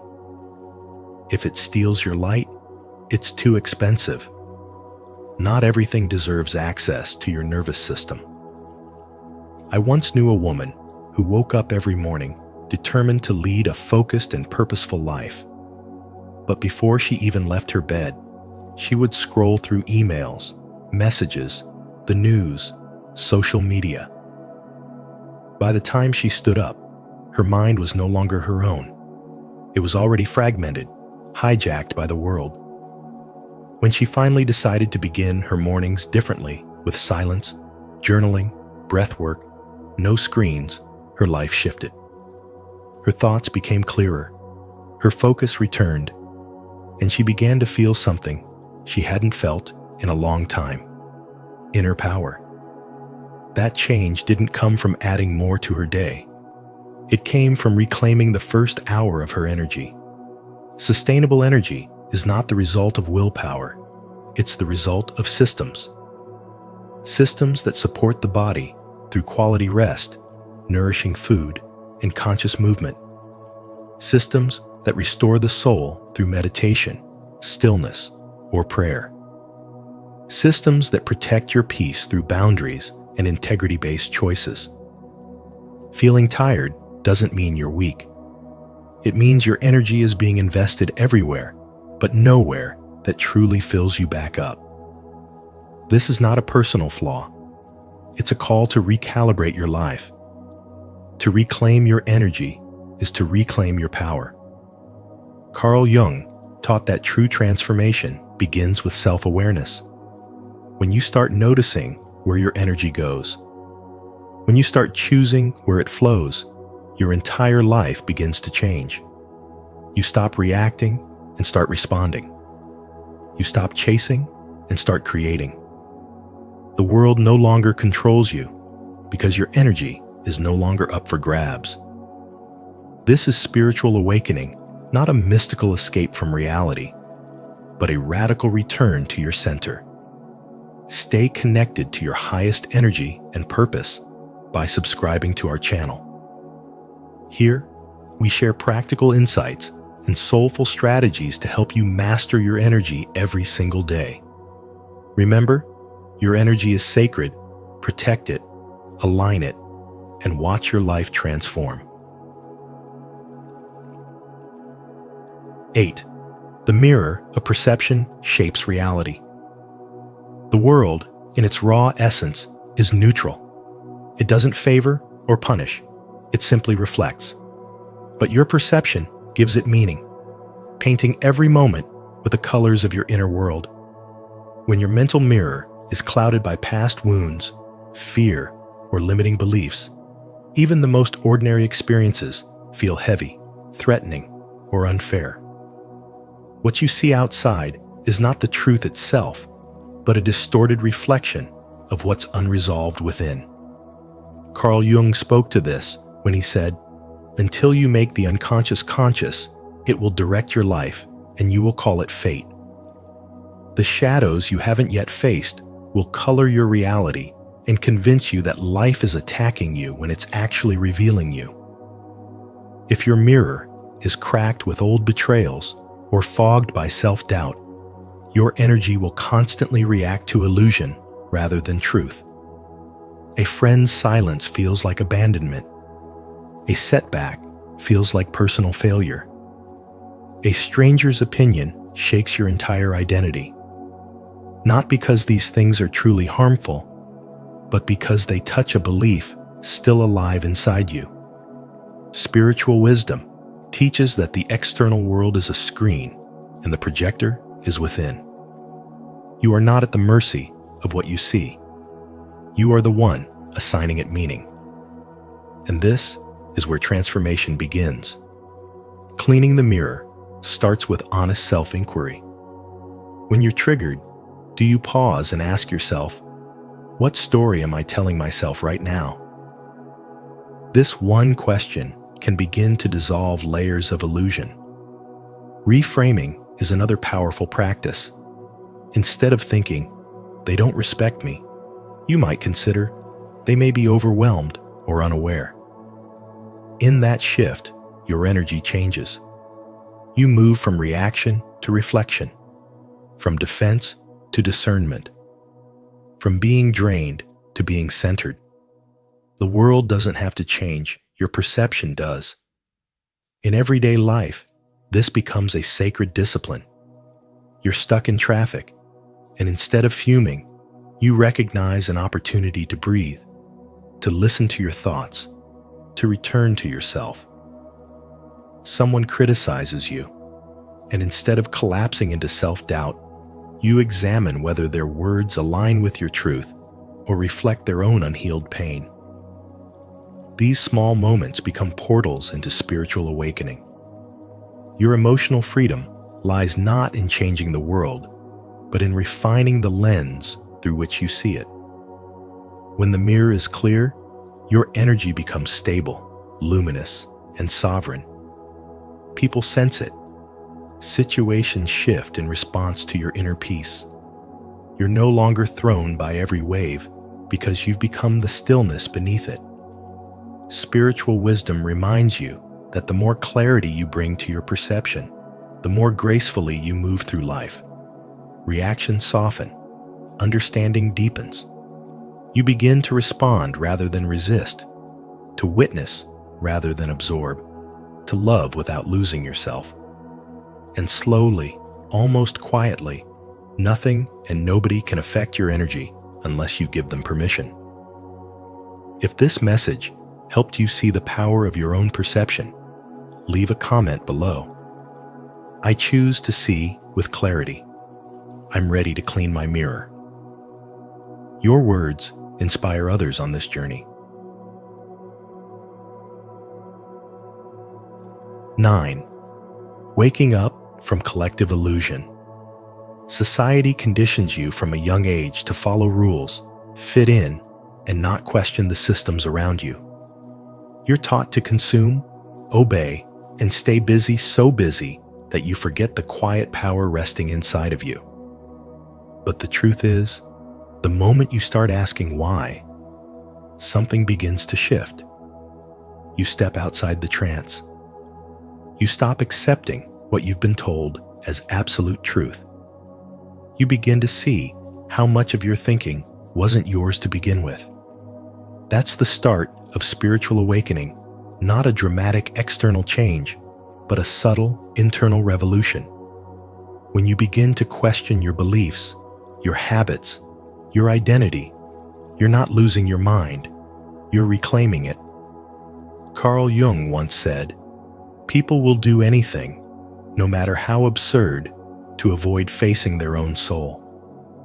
But you, in your quiet questioning, are doing the opposite. You're beginning to look inward. You're noticing when you follow the crowd just to feel accepted. You're becoming aware of how fear has dictated your choices. You're no longer content with living life asleep. This awareness is your power. You may feel resistance not only from the world, but from within. Part of you may cling to the comfort of old patterns. But awakening demands discomfort. It forces you to confront the lies you've believed and the masks you've worn. It doesn't ask for perfection, it asks for honesty. And as you get honest with yourself, you'll find that much of what you feared was simply a reflection of unexamined beliefs. You'll begin to see that your energy was never weak. You just gave it away. Every time you question a reaction, observe a thought, or pause before falling into an old pattern, you're taking your energy back. You're breaking unconscious chains. You're stepping out of illusion and into presence. And this kind of presence is unshakable. No amount of noise from the outside world can touch someone who has turned inward and made peace with themselves. You no longer seek validation from others because you found your truth within. Spiritual awakening is not a one-time event. It's a daily practice of remembering who you are beneath the conditioning, the trauma, the noise. It's a quiet returning to your core, again and again. And each time you return, you find that you're less reactive, more grounded, and less concerned with external approval. That's when nobody and nothing can truly affect you, because your energy is rooted in awareness, not ego. As you continue walking this path, you realize you don't need to fight the system. You simply no longer belong to it. You observe, you discern, but you don't attach. And this detachment is not apathy, it's clarity. You see things for what they are. You respond, not react. You choose your energy, your thoughts, your alignment. That is spiritual wisdom in action. That is freedom. If this message helped you see through the illusion, leave a like, subscribe to our channel, and turn on the notification bell so you never miss powerful truths like this. Comment below. I choose to wake up and reclaim my power. 10. Awakening is ongoing and collective. Spiritual awakening is not a single life-altering moment. It is a continuous process of unlearning, shedding false layers, and returning to the core of who you truly are. Carl Jung once said, "Until you make the unconscious conscious, it will direct your life, and you will call it fate." And that's exactly what happens when you begin to awaken. You stop moving through life blindly, no longer reacting from old patterns or inherited beliefs. You start paying attention, really paying attention to your emotions, your triggers, your desires. What once seemed normal begins to feel heavy, inauthentic. You begin to sense that the life you've been living was never fully yours. As more individuals step into this awareness, a collective shift begins to stir. You are not the only one pulling back the veil. There's a silent revolution taking place, a spiritual rising not broadcasted through headlines, but through healing hearts. Every time someone chooses authenticity over people-pleasing, presence over distraction, truth over comfort, they contribute to this great awakening. And though it may feel isolating at times, you are far from alone. The courage you show by being true to yourself lights the path for others who haven't found their voice yet. Your energy, your healing, your choices, they ripple outward. Carl Jung reminded us, "Who looks outside dreams. Who looks inside awakens." This is the essence of what you're living through now. It's not about fixing yourself because you're broken.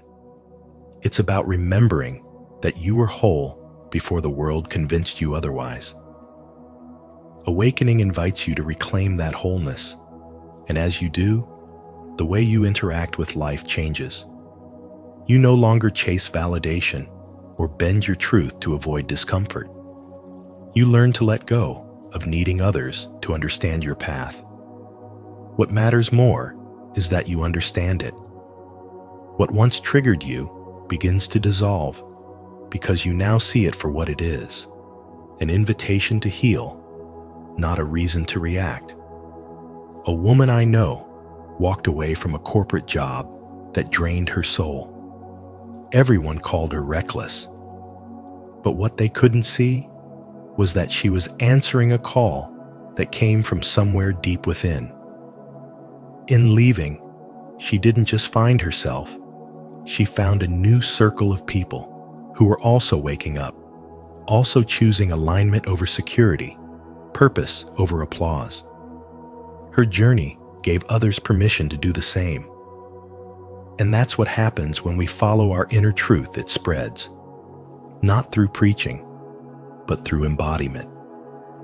The more you awaken, the more you realize this isn't just about you.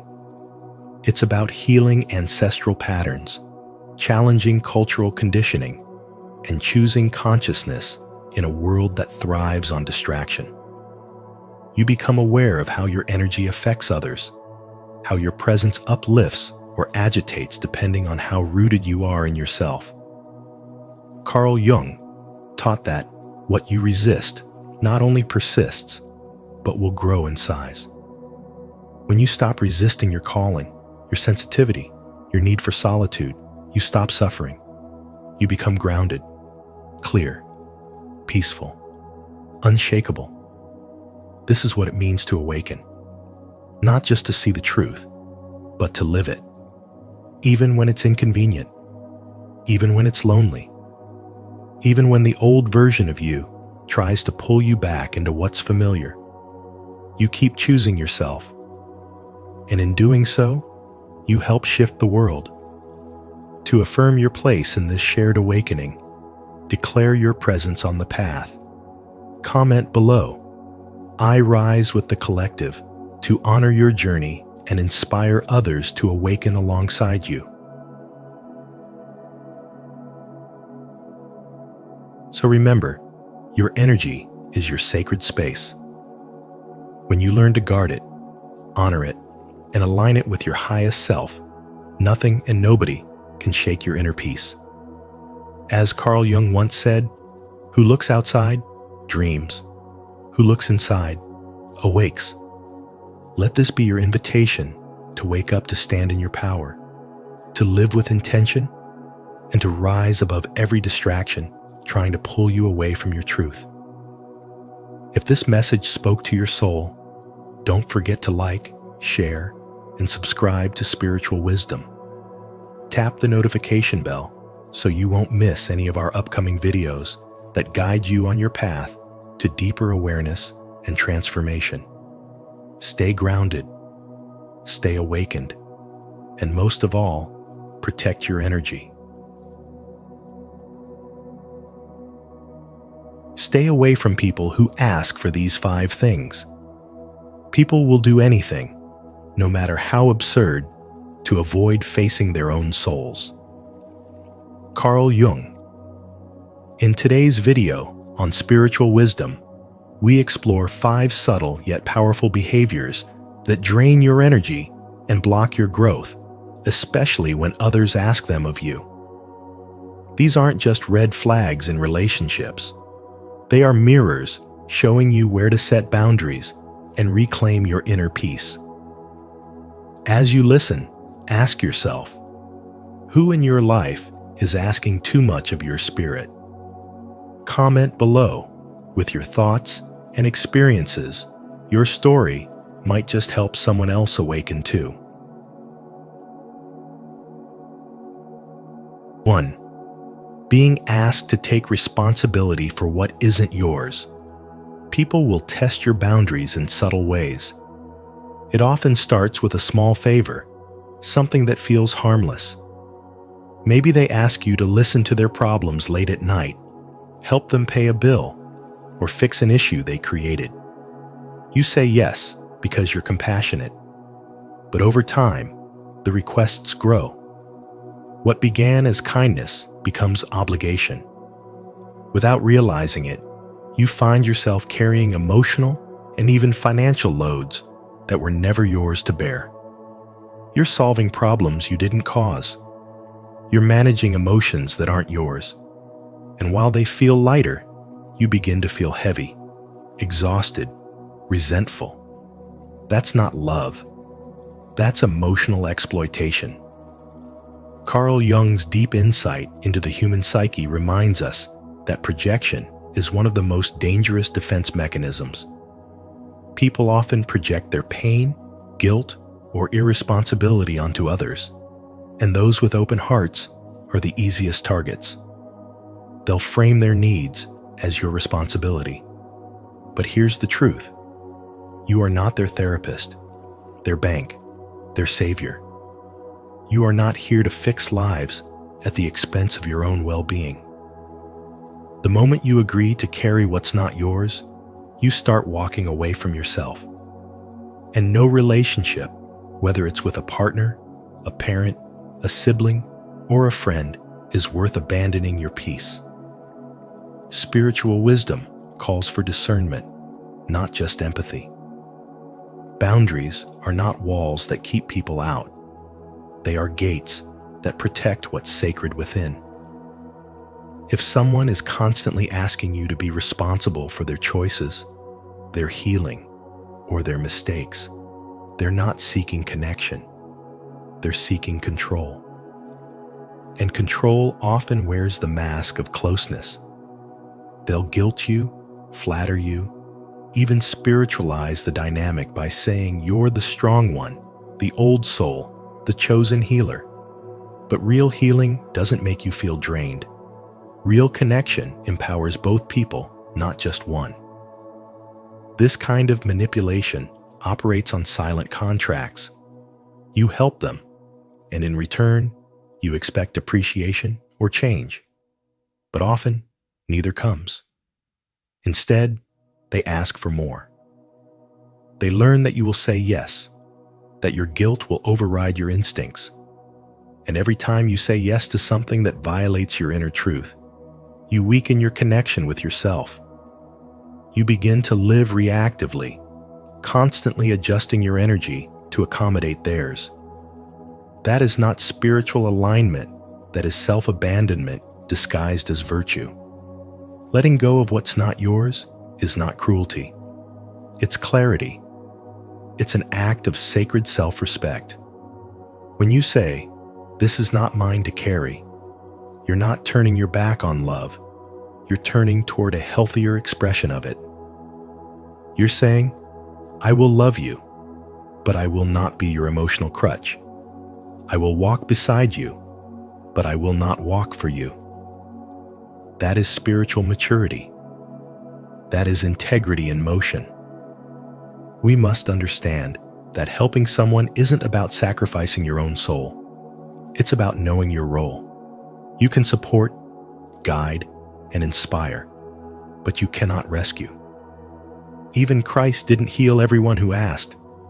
He responded to faith, to willingness.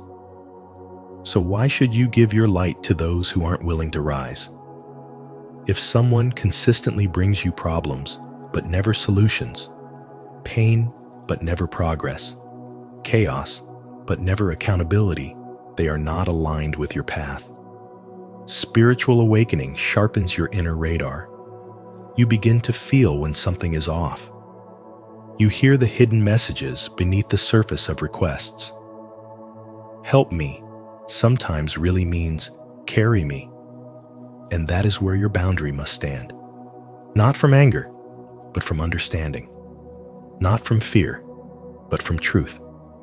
And your energy is your responsibility. Protect it as if it were your lifeline, because it is. You are not obligated to be anyone's cushion for consequences. Say no when needed. Withdraw when necessary. Remember, your peace is not a sacrifice. It is a statement of divine self-worth. Let them carry what's theirs. Let them grow through it. That is the greatest gift you can offer, not your rescue, but your refusal to enable. That is the wisdom of boundaries. That is spiritual wisdom in its highest form. Have you ever said no to something that wasn't your responsibility? If so, share your story in the comments to inspire others to set healthier boundaries. If not, comment, "I will choose myself to take the first step toward emotional freedom." Let's support each other in reclaiming our peace. 2. Being asked to lend money outside of emergencies. Lending money to someone you care about can feel like the right thing to do. But when it's not a true emergency, that one-time favor often becomes a pattern, one that slowly erodes your peace of mind. At first, they say they just need a little help to get back on track. You trust them. You care. You give. But as time goes on, The requests don't stop, they grow.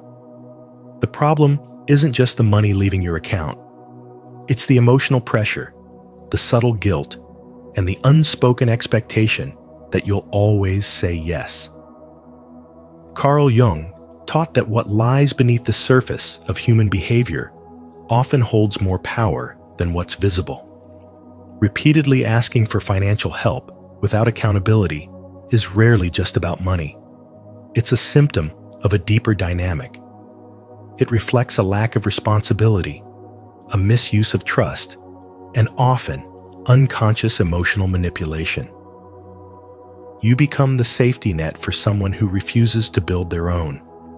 They don't see your kindness as a gift. They start to treat it as a given. Many people find themselves in this trap without realizing it. You lend out of love, but soon you're sacrificing your well-being, your savings, and your sense of safety. You start avoiding their calls, feeling anxious when their name pops up on your screen. That's not love. It's emotional entanglement. And it drains more than just your bank balance. It drains your spirit. True emergencies are different. When someone genuinely needs help because of a crisis outside their control, and you have the means to offer support, that's compassion in action. But ongoing requests, especially those made without repayment, growth, or gratitude, cross a spiritual boundary. They take advantage of your good nature, and the more you allow it, the more they expect it. You are not selfish for saying no. You are not cold-hearted. You are wise. You are drawing a necessary line that says, "My peace is sacred." Spiritual wisdom teaches that discernment is just as important as compassion. Sometimes, the most loving thing you can do is to let someone face the consequences of their choices. That's how people grow. That's how self-respect is built. You must ask yourself, is this helping them rise, or is it keeping them small? Are you giving because it feels right, or because you're afraid of being seen as the bad person? Your worth is not measured by how much you sacrifice for others who refuse to take responsibility for their own lives. Your energy, your resources, your peace, they matter. Protecting them is not only practical, it is profoundly spiritual. Carl Jung once said that people will do anything, no matter how absurd, to avoid facing their own soul. And sometimes, asking for money again and again is just that, an avoidance of doing the inner work. Don't let someone else's avoidance become your burden. If it costs you your peace, it's too expensive. Always. Comment below. I choose peace over pressure. If you're ready to protect your energy and set healthy boundaries with money. And if you've ever been in a situation like this, share your story in the comments. Your wisdom might help someone else find the strength to say no. 3. Being asked to mediate family conflicts. Being asked to mediate family conflicts may sound harmless, noble, even, but it's one of the most subtle and dangerous ways your peace, clarity, and spiritual energy get hijacked. The moment you agree to step into the role of the mediator, especially in emotionally charged situations like inheritance disputes or long-standing grudges, you're not being empowered. You're being used. It's a hidden trap that masquerades as responsibility. But in truth, it's a weight that doesn't belong on your shoulders. No matter how well-intentioned you are, trying to fix wounds that aren't yours to heal will eventually drain you to the bone. You'll find yourself emotionally bankrupt, exhausted, and confused, wondering how you ended up in the crossfire of a war that began long before you even had a voice in the family. Family conflicts, especially those involving pride, old trauma, or money, are rarely looking for healing. More often, They seek validation, a witness to the chaos, or worse, a scapegoat when things go wrong. And if you're the one with a calm presence or an awakened heart, you automatically become the emotional sponge. But spiritual awakening means recognizing when peacekeeping becomes self-betrayal. You cannot pour from an empty cup. And you certainly can't be the referee in a game where both teams secretly want you to lose. There is a spiritual wisdom in saying no, in holding your ground, in protecting your inner sanctuary from becoming a battleground for generational pain. People who ask you to mediate their conflicts are often trying to avoid their own inner work. They want you to step into the fire so they don't have to. But you are not their therapist, their savior, or their emotional janitor. You are not responsible for fixing dynamics built on decades of unspoken resentment, control, or dysfunction. Carl Jung once said, "Knowing your own darkness is the best method for dealing with the darknesses of other people." And yet, so many want you to confront other people's darkness, while they themselves refuse to even acknowledge it. That's not healing. That's spiritual outsourcing, and it leads nowhere but your own depletion.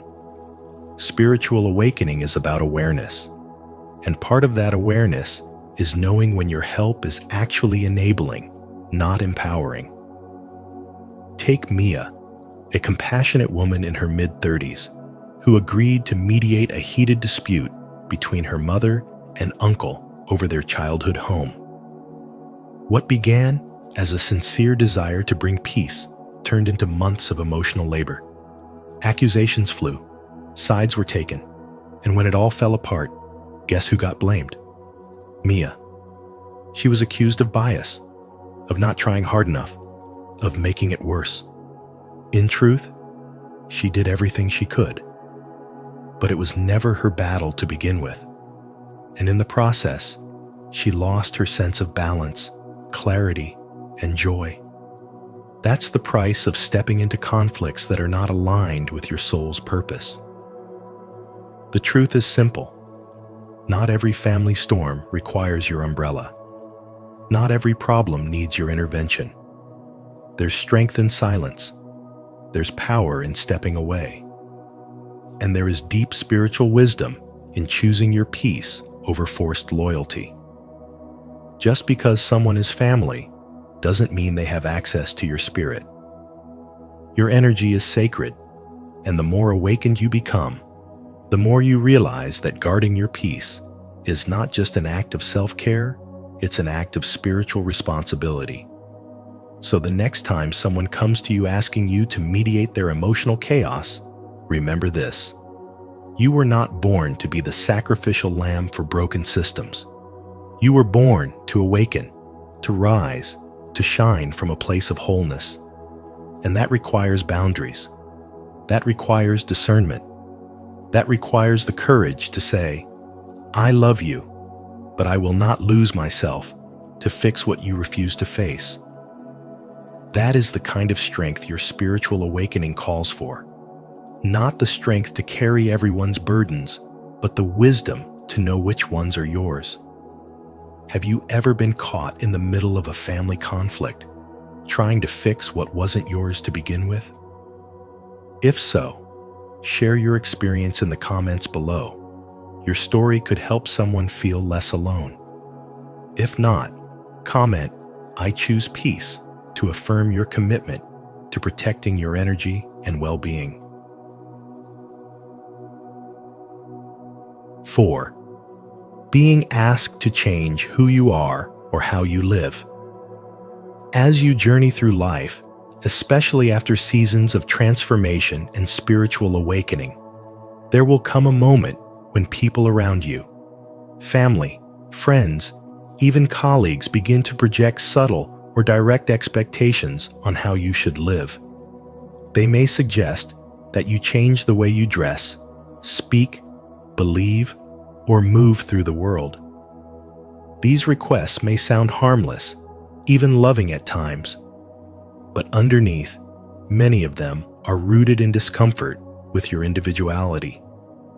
The truth is, asking someone to change who they are to fit into someone else's standards isn't helpful. It's a quiet form of erasure. It dismisses the years you've spent becoming who you are. It ignores the spiritual battles you've endured, the self-reflection, the healing, the nights you prayed for clarity, and the mornings you woke up determined to start again. To ask someone to abandon that for the sake of blending in is not just disrespectful, it's damaging. The problem is that many people don't recognize this for what it truly is. When someone says, "You'd be more attractive if you dressed differently," or "Maybe you shouldn't talk about your beliefs so openly," they are not offering insight. They're handing you a mask.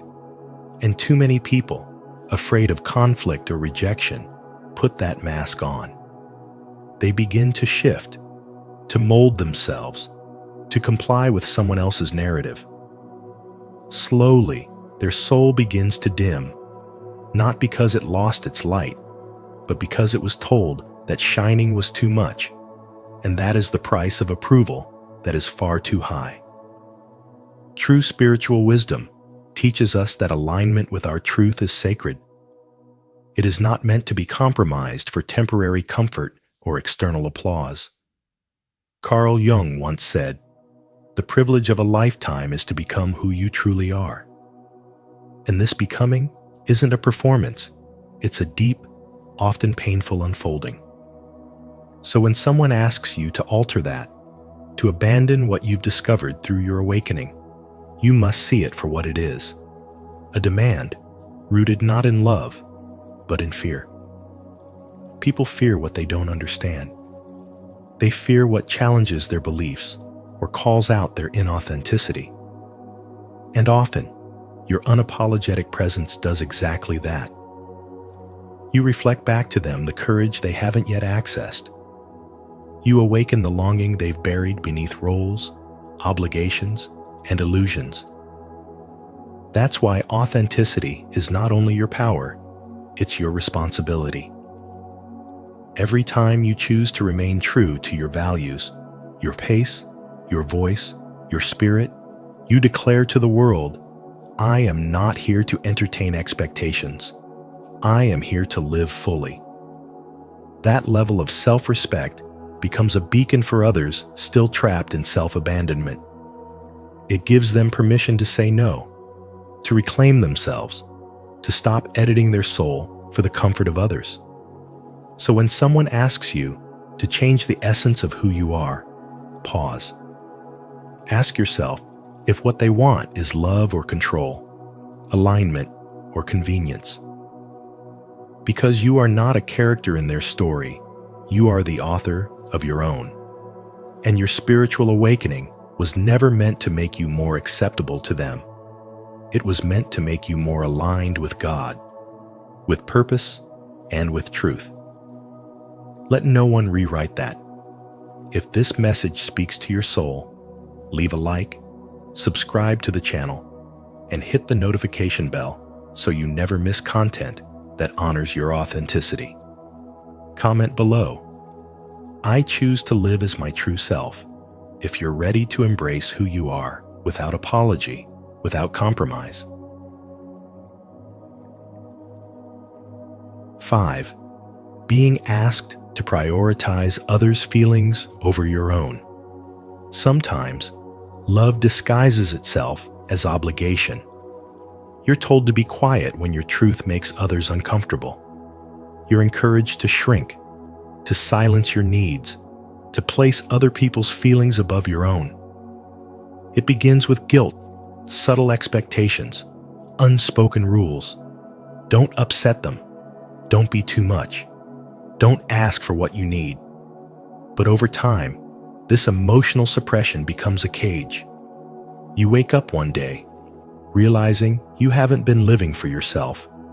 You've been living to keep the peace. And peace that requires your silence is not peace at all.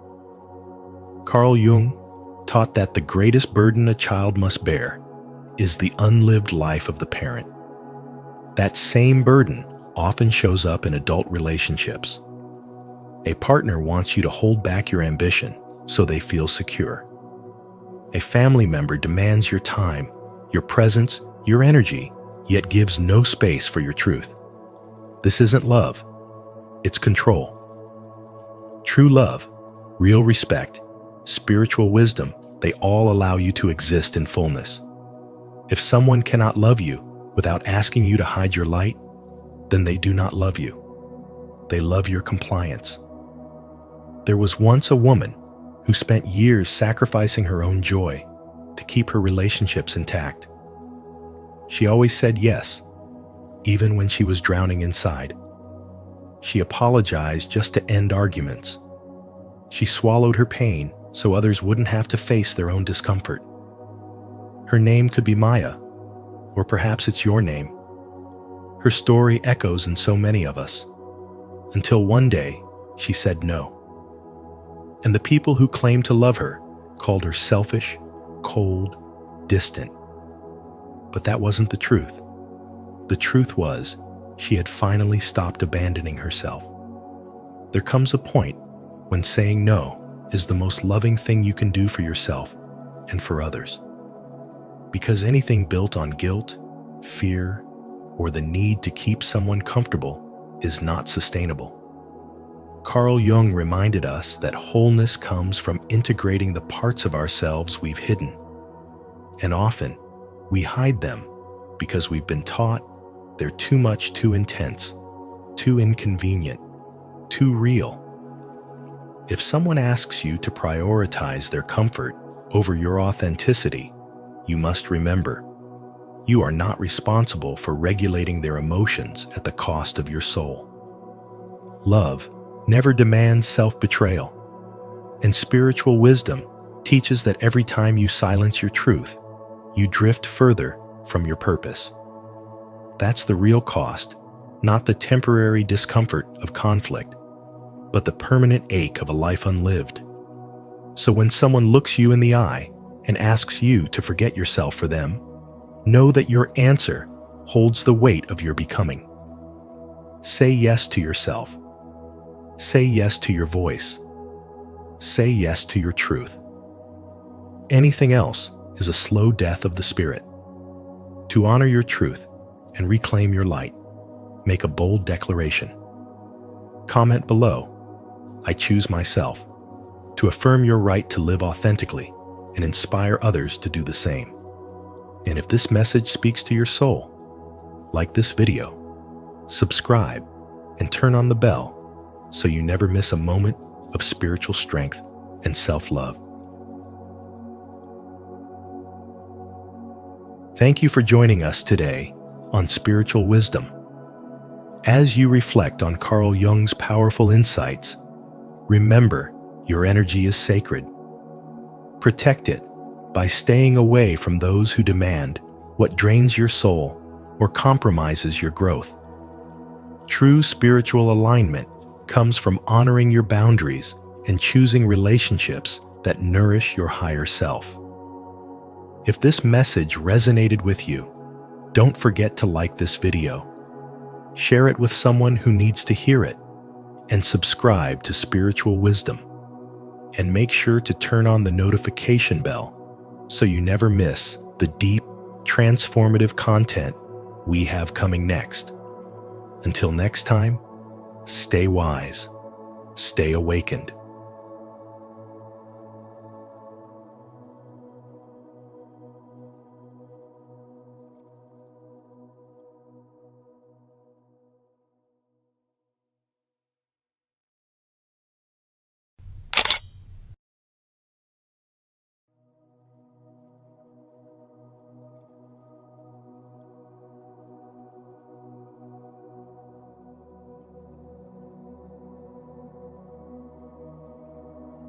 How to emotionally detach from someone. Carl Jung. You are not what happened to you. You are what you choose to become. Carl Jung. Welcome to Spiritual Wisdom. where transformation begins from within. Have you ever felt trapped by an emotional bond that no longer serves your growth? In today's video, we'll uncover powerful spiritual insights inspired by Carl Jung to help you emotionally detach not from love, but from the pain that holds you back. These principles aren't just for reflection, they're meant to be lived. Apply them in your daily life and watch how clarity, peace, and personal power begin to return. What's one emotional tie you're ready to release today? Comment below. We'd love to hear your story and support your journey. 1. Emotional attachment that won't let go. Many people silently carry the emotional weight of someone they know they need to let go of. It's not just missing the person, it's a deeper emotional entanglement that affects your thoughts, shifts your mood, and even alters the way you see life. You might recognize the relationship is unhealthy, yet some invisible string keeps pulling you back. You try to convince yourself to move forward, but even the smallest reminder, a song, a scent, a time of year can plunge you right back into a whirlwind of feelings. No matter how many times you decide to let go, the attachment feels stronger than reason. Carl Jung taught that what we fail to make conscious will continue to control our lives. And that's the root of why detachment is so difficult. We're not just attached to the person, we're attached to what they represent. Sometimes they symbolized comfort during a storm, validation in a moment of self-doubt, or the illusion of wholeness when we felt incomplete. And so, even long after they're gone, the emotional imprint remains. We hold on, not only because of love, but because we haven't yet healed the wound that sought them out in the first place. In the age of constant digital reminders, detaching becomes even harder. You scroll through perfectly crafted posts, wondering if they've moved on. You romanticize the past, forgetting the pain and clinging to the few beautiful moments that once made you feel alive. Emotional detachment is not about denying what you felt.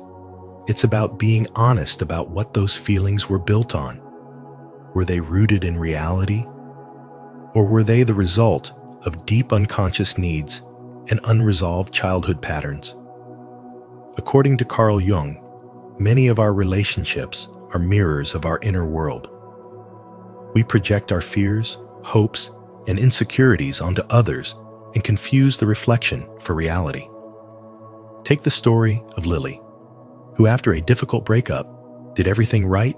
She cut contact, went to therapy, and focused on herself. Yet months later, she still found herself aching for the past. One day, it hit her. She wasn't missing him.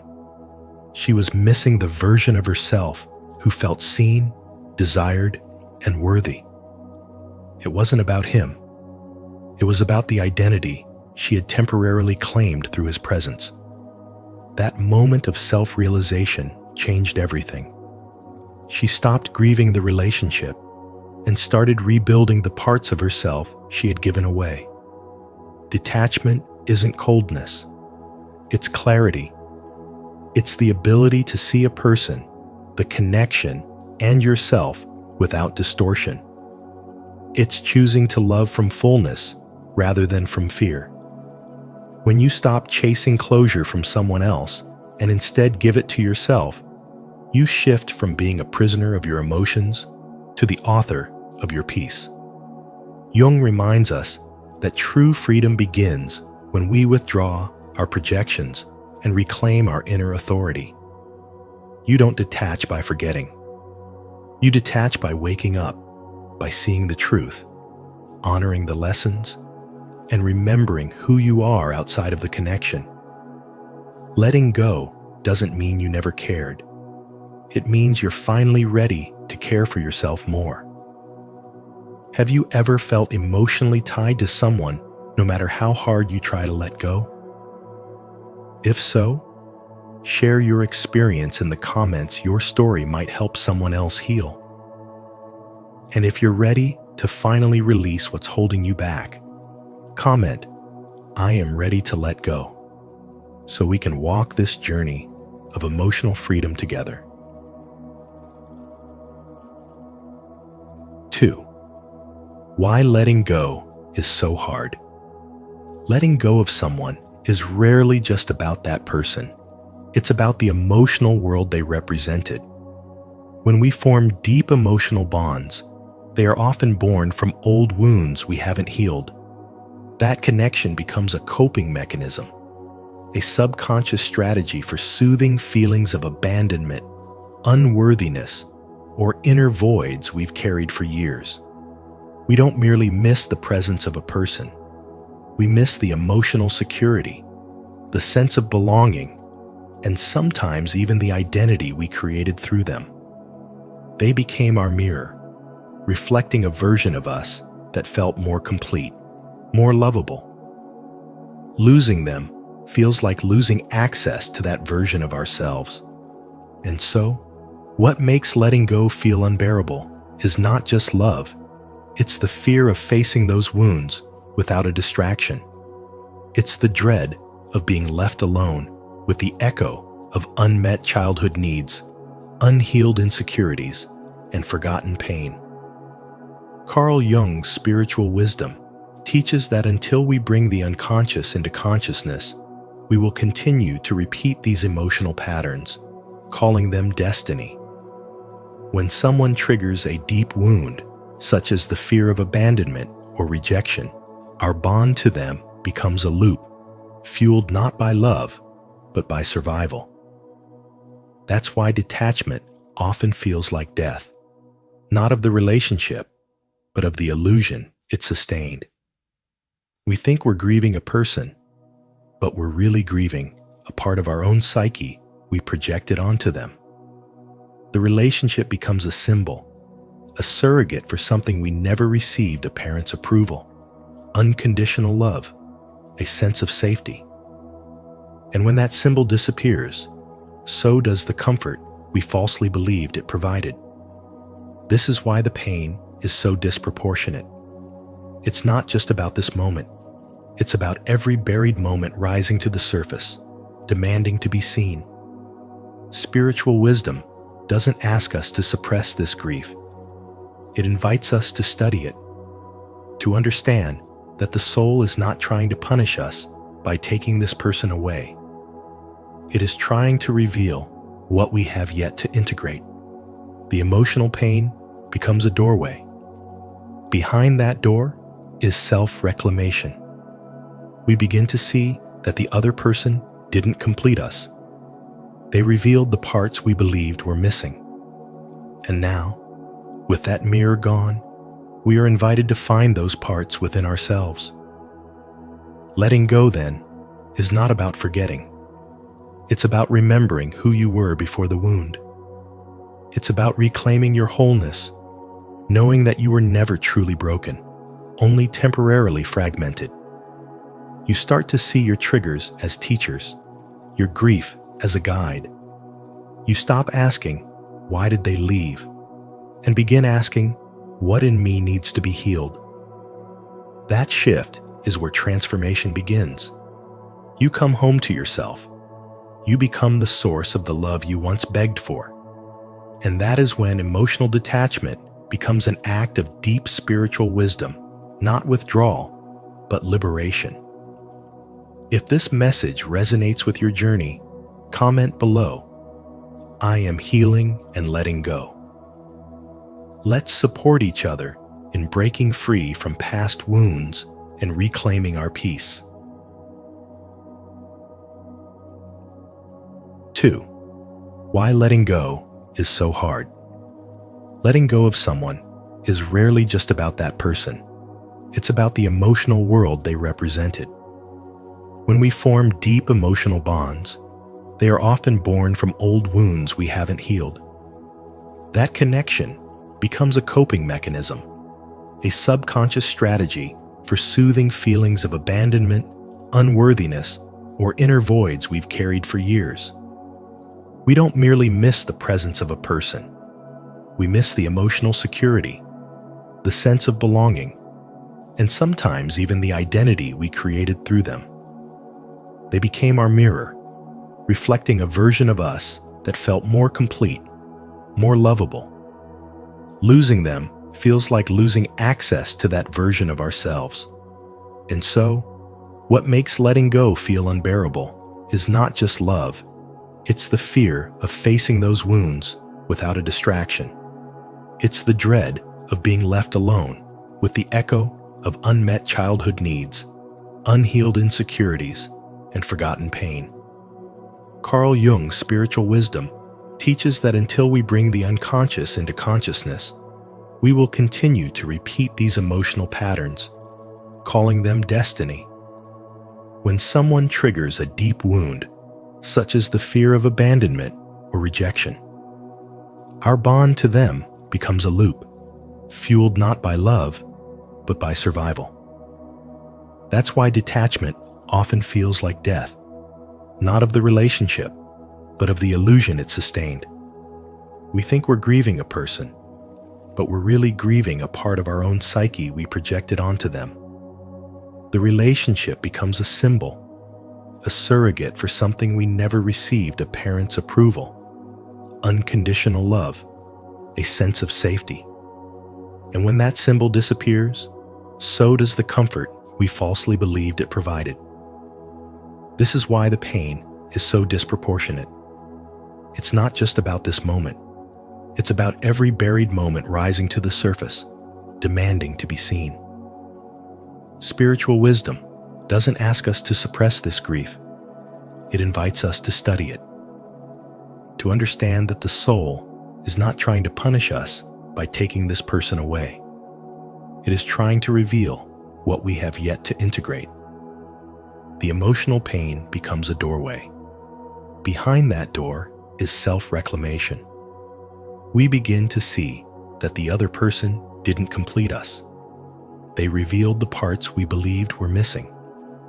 And now, with that mirror gone, we are invited to find those parts within ourselves. Letting go, then, is not about forgetting. It's about remembering who you were before the wound. It's about reclaiming your wholeness, knowing that you were never truly broken, only temporarily fragmented. You start to see your triggers as teachers, your grief as a guide. You stop asking, "Why did they leave?" and begin asking, "What in me needs to be healed?" That shift is where transformation begins. You come home to yourself. You become the source of the love you once begged for. And that is when emotional detachment becomes an act of deep spiritual wisdom, not withdrawal, but liberation. If this message resonates with your journey, comment below. I am healing and letting go. Let's support each other in breaking free from past wounds and reclaiming our peace. 3. Projection and illusion. Many times, what keeps us emotionally attached to someone is not the person themselves, but the illusion our mind has created about who they are. When we are hurting or carrying unmet emotional needs, we unconsciously project those needs onto someone else. We start to see them as our savior, our missing piece, the one who will finally make us feel whole. This projection isn't love. It's a cry from the parts of ourselves that have not yet healed. Carl Jung taught that projection is one of the most common mechanisms through which the unconscious influences our behavior. When you don't fully own what you're missing within, your psyche tries to find it in another. This illusion can be powerful. Your mind starts idealizing that person, focusing only on their best qualities and ignoring any flaws or red flags. They become a symbol of hope, safety, or emotional fulfillment. Every memory, every look, every interaction begins to take on a deeper meaning in your mind. You start to believe that without them, you cannot be complete. But the painful truth is that this belief comes not from reality, but from the distorted lens of your inner wounds. What you are really longing for is not them, but what they represented to you: love, validation, purpose, or emotional safety. In spiritual awakening, one of the first realizations is this: much of what you thought was love was actually a projection. The heartbreak you feel is often not just about losing someone, but about losing the version of yourself that was dependent on them for worth and identity. You didn't just lose a relationship, you lost the illusion that someone else could carry what was always meant to be your own responsibility. When you see through this projection, you begin to understand that the other person was never the source of your completeness. They were a mirror showing you what was still missing within you. This is why detachment is so difficult. The emotional bond was not just formed through shared moments, but through the way your mind built them into something larger than life. Even after separation, the fantasy remains. You replay memories.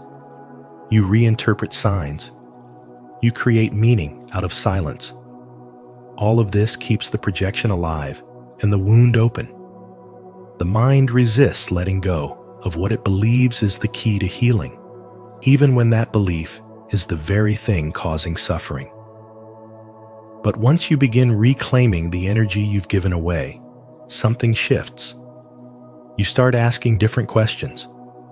What part of myself did I hand over to them? What emotional needs did I believe they were fulfilling? What illusions have I been protecting? These questions are sacred because they bring you back to yourself. You stop chasing shadows and start embracing substance. You no longer seek completion through another because you realize you were never broken to begin with. This is the essence of spiritual wisdom. The recognition that emotional freedom comes not from detaching from a person, but from detaching from the illusion you created around them. It's not about erasing the past or denying what was felt. It's about seeing clearly, loving honestly, and choosing yourself from a place of truth. And in that clarity, the illusion dissolves, and with it, the need to hold on. Stay grounded in truth and spiritual clarity by subscribing to our channel. Here, we explore the deeper patterns of projection, illusion, and emotional healing through spiritual wisdom. You are not broken, you are awakening. Let's walk this path of awareness together, one insight at a time. 4. The cycle of emotional dependency. Emotional attachment often feels like a trap disguised as love. One moment, you're riding a wave of joy because they texted back or smiled your way. The next, you're spiraling because of their silence or indifference. These emotional highs and lows aren't proof of a deep connection. They are signs of dependency. Carl Jung once said, "Until you make the unconscious conscious, it will direct your life and you will call it fate." When you allow someone else to determine your emotional state, you're not in love. You're caught in an illusion. The illusion that you need them to be whole. That without their presence, your life will collapse into emptiness. But this illusion is powerful. It disguises itself as passion, loyalty, even soul connection. The truth, though, is more uncomfortable. The emotional chaos we often feel is not love. It's our wounded inner self screaming for attention, projecting unmet needs onto another. When we remain unaware of these patterns, we become trapped in a toxic loop, longing for validation from the very person who destabilizes us. It becomes an addiction to the unpredictable, a text, a look, a word that triggers a biochemical surge, falsely convincing us that this is what love feels like. Yet real love doesn't make you question your worth. It doesn't punish you with silence or reward you in crumbs. Modern life has made this even harder to see. The constant access to others through social media, texts, and photos only strengthens the illusion.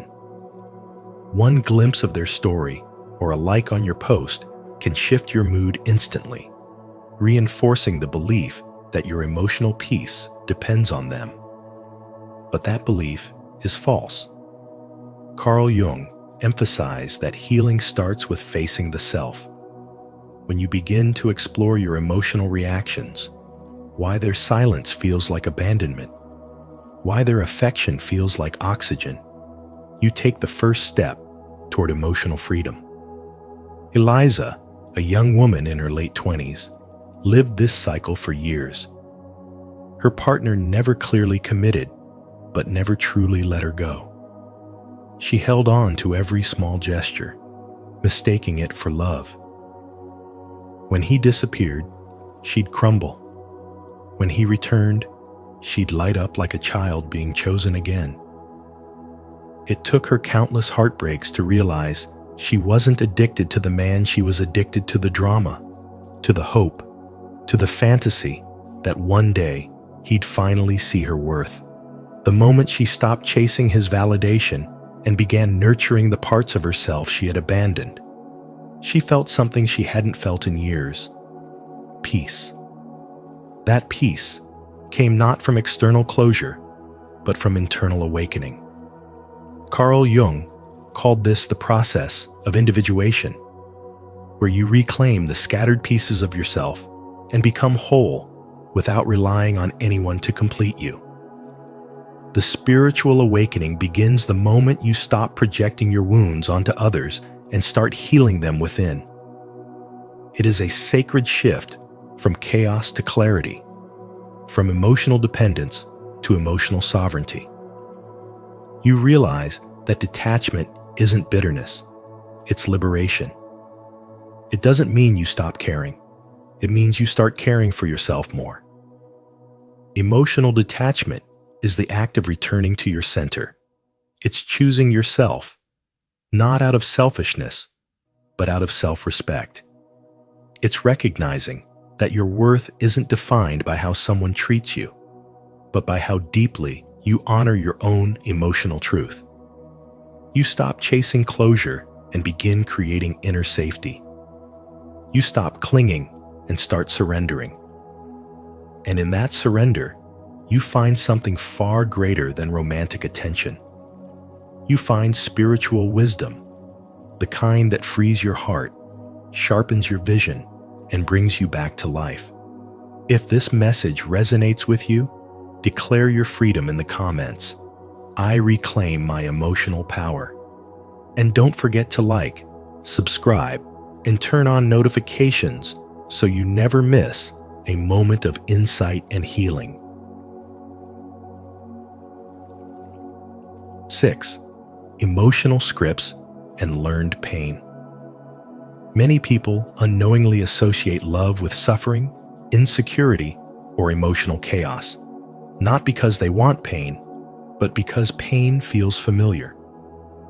When love is learned in an environment where affection is inconsistent or conditional, the nervous system becomes wired to equate instability with passion. This creates a powerful emotional script where peace feels foreign and emotional turbulence feels like home. The result? We stay in relationships that wound is not out of desire, but out of programming.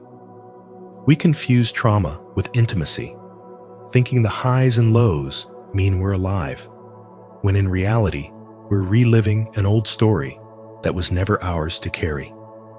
Emotional scripts like these aren't set in stone.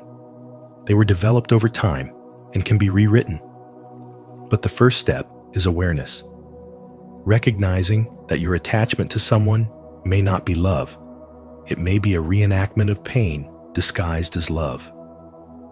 Carl Jung reminds us, until you make the unconscious conscious, it will direct your life, and you will call it fate.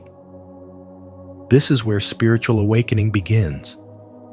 In the moment, you finally question why you're drawn to what hurts you, and begin to wonder what love would feel like if it were safe. We often remain in harmful dynamics because the suffering feels normal. There is a strange comfort in the familiar, even if that familiarity comes with emotional wounds. But true healing requires stepping into the unfamiliar. It means learning that love is not meant to confuse, exhaust, or break you. Love does not thrive in emotional survival mode. It flourishes in presence, peace, and clarity. If you find yourself pushing away healthy love or clinging to what harms you, it's not a flaw. It's a wound asking for your attention. This is the sacred turning point. Emotional detachment becomes an act of self-respect, not rejection. You detach not to punish someone, but to protect your soul from patterns that no longer align with who you're becoming.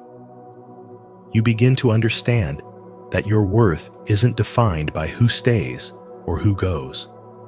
It's revealed in how willing you are to honor your inner peace, even if it means walking alone for a while. That too is spiritual awakening, choosing yourself without apology. Healing involves retraining your nervous system to crave what is calm instead of what is chaotic. It means choosing emotional stability even if it feels boring at first. It means becoming aware of how often we interpret love through the lens of our wounds, and then gently correcting that lens. Over time, the unfamiliar becomes familiar. Safety feels like home. You begin to desire depth, honesty, and peace, not intensity, confusion, or pain. These patterns can be changed. You're not doomed to repeat what broke you. With each moment of self-awareness, you open the door to transformation. You begin to see the difference between love that fills and love that drains. And more importantly, you remember that you are not the pain you felt. You are the soul that is waking up from it. If you're ready to break free from emotional patterns that confuse love with pain, make sure to subscribe for more spiritual wisdom that helps you rewrite your inner script and create healthy, empowered connections. 7. Need for validation and emotional memory. Sometimes, what keeps you emotionally tied to someone isn't who they are. It's the way they once made you feel. Maybe they were the first to make you feel seen, understood, or deeply validated. And if that happened during a time when you were emotionally vulnerable, that moment becomes etched in your memory like a permanent mark on your soul. You're not always holding on to the person, you're holding on to the feeling of being enough in their presence. As Carl Jung said, until you make the unconscious conscious, it will direct your life and you will call it fate. You think it's love, but it might actually be your unconscious yearning for emotional security, belonging, or self-worth that keeps looping through that connection. There's an illusion that what you lost was external, but in truth, you're grieving something internal, the version of yourself that felt alive when they were near. Many times, we're not attached to the individual. We're attached to the role they played in our emotional story. They may have been the first to mirror back a version of us that felt powerful, desirable, or lovable. Their presence didn't create those qualities. It simply brought them to the surface. That's why detachment feels like death. It's not just about losing a person. It's about feeling like you're losing a part of yourself that only came alive in their light. Think of someone like Maya, a woman who walked away from a long-gone relationship, but still found herself haunted by his presence. She wasn't reaching out or trying to rekindle things, yet every important decision still circled back to the question, what would he think of this? She wasn't missing the man, she was chasing the reflection of herself that felt beautiful, admired, and worthy in his eyes. Once she realized that, everything changed. She stopped clinging to the echo of him and started nurturing those emotions from within. She became her own validation, her own witness, her own source. Emotional memory is powerful. It stores not just the facts of our experiences, but the feelings that shape them. These memories are alive, pulsing in the background of our present reality, tricking us into thinking the past holds the key to our emotional fulfillment. But here's what spiritual wisdom teaches us. Emotional attachment often disguises itself as love when it's really a mirror of our inner wounds seeking healing. Carl Jung's work calls us back to ourselves. He reminds us that projection is natural, but it's our responsibility to bring those projections back home, to reclaim the pieces of ourselves we handed over in the name of connection. So when you feel the urge to reach out, when the memory stings, pause and ask yourself, what exactly am I missing right now? Is it truly that person? Or is it how I felt when I was with them? If it's a feeling, then it belongs to you. And if it belongs to you, you can access it again without them. Detachment, then, isn't about forgetting or suppressing emotions. It's about recentering your power. You stop seeking outside what already lives within. And in that process, you begin to heal the original wound, the one that believed someone else had to unlock your worth. If this message spoke to something deep within you, if you've ever held on to someone because of what they made you feel, take a moment to like, subscribe, and share your experience in the comments below. Let's heal together and call in emotional freedom, one truth at a time. 8. Detachment is reclaiming power. Emotional detachment doesn't mean you stop loving someone. It means you stop depending on them for your sense of self. True detachment isn't about shutting your heart. It's about reclaiming the energy you've given away. You no longer make someone else responsible for your peace, your worth, or your stability. This is the essence of spiritual wisdom. Recognizing that love can still exist without the chains of emotional dependence. The moment you begin detaching is the moment you begin returning home to yourself. The first real step toward emotional freedom is self-inquiry. You have to ask yourself, what am I really seeking in this person? Is it comfort? Validation? A sense of identity? Often, we don't fall for people. We fall for the feelings they awaken in us. Carl Jung taught that we project our own inner needs onto others, casting them as heroes or saviors in our unfinished emotional stories. But the truth is, nobody can rescue you from what you refuse to see. And until you recognize this, you'll keep confusing attachment with love. When you start asking the hard questions, you shift from projection to clarity, from illusion to healing. Emotional detachment is not rejection, it's healing. It's the courageous act of honoring your energy. It's understanding that your value does not decrease just because someone failed to see it. When you detach, you don't walk away bitter or broken. You walk away awakened. You're no longer chasing their affection like it's oxygen. You're breathing on your own again. Detachment doesn't make you cold. It makes you conscious. It's not the absence of emotion. It's the maturity of it. Imagine giving someone the remote control to your emotions. Every time they press a button intentionally, or not your entire state of being changes. Detachment is when you finally take that remote back. It's not revenge, it's responsibility. You're no longer on emotional autopilot, reacting to every word, every silence, every gesture. Instead, you anchor yourself in inner steadiness. You reclaim your inner rhythm. You stop being a puppet to someone else's presence or absence. This is how emotional detachment becomes an act of love, not just for them, but for you. Because once you stop needing someone to complete you, you start connecting from wholeness. You stop asking them to fix wounds they didn't cause. You stop tying your identity to their attention or withdrawal. You begin to see that what you were looking for in them was always a message pointing back to what was missing within you.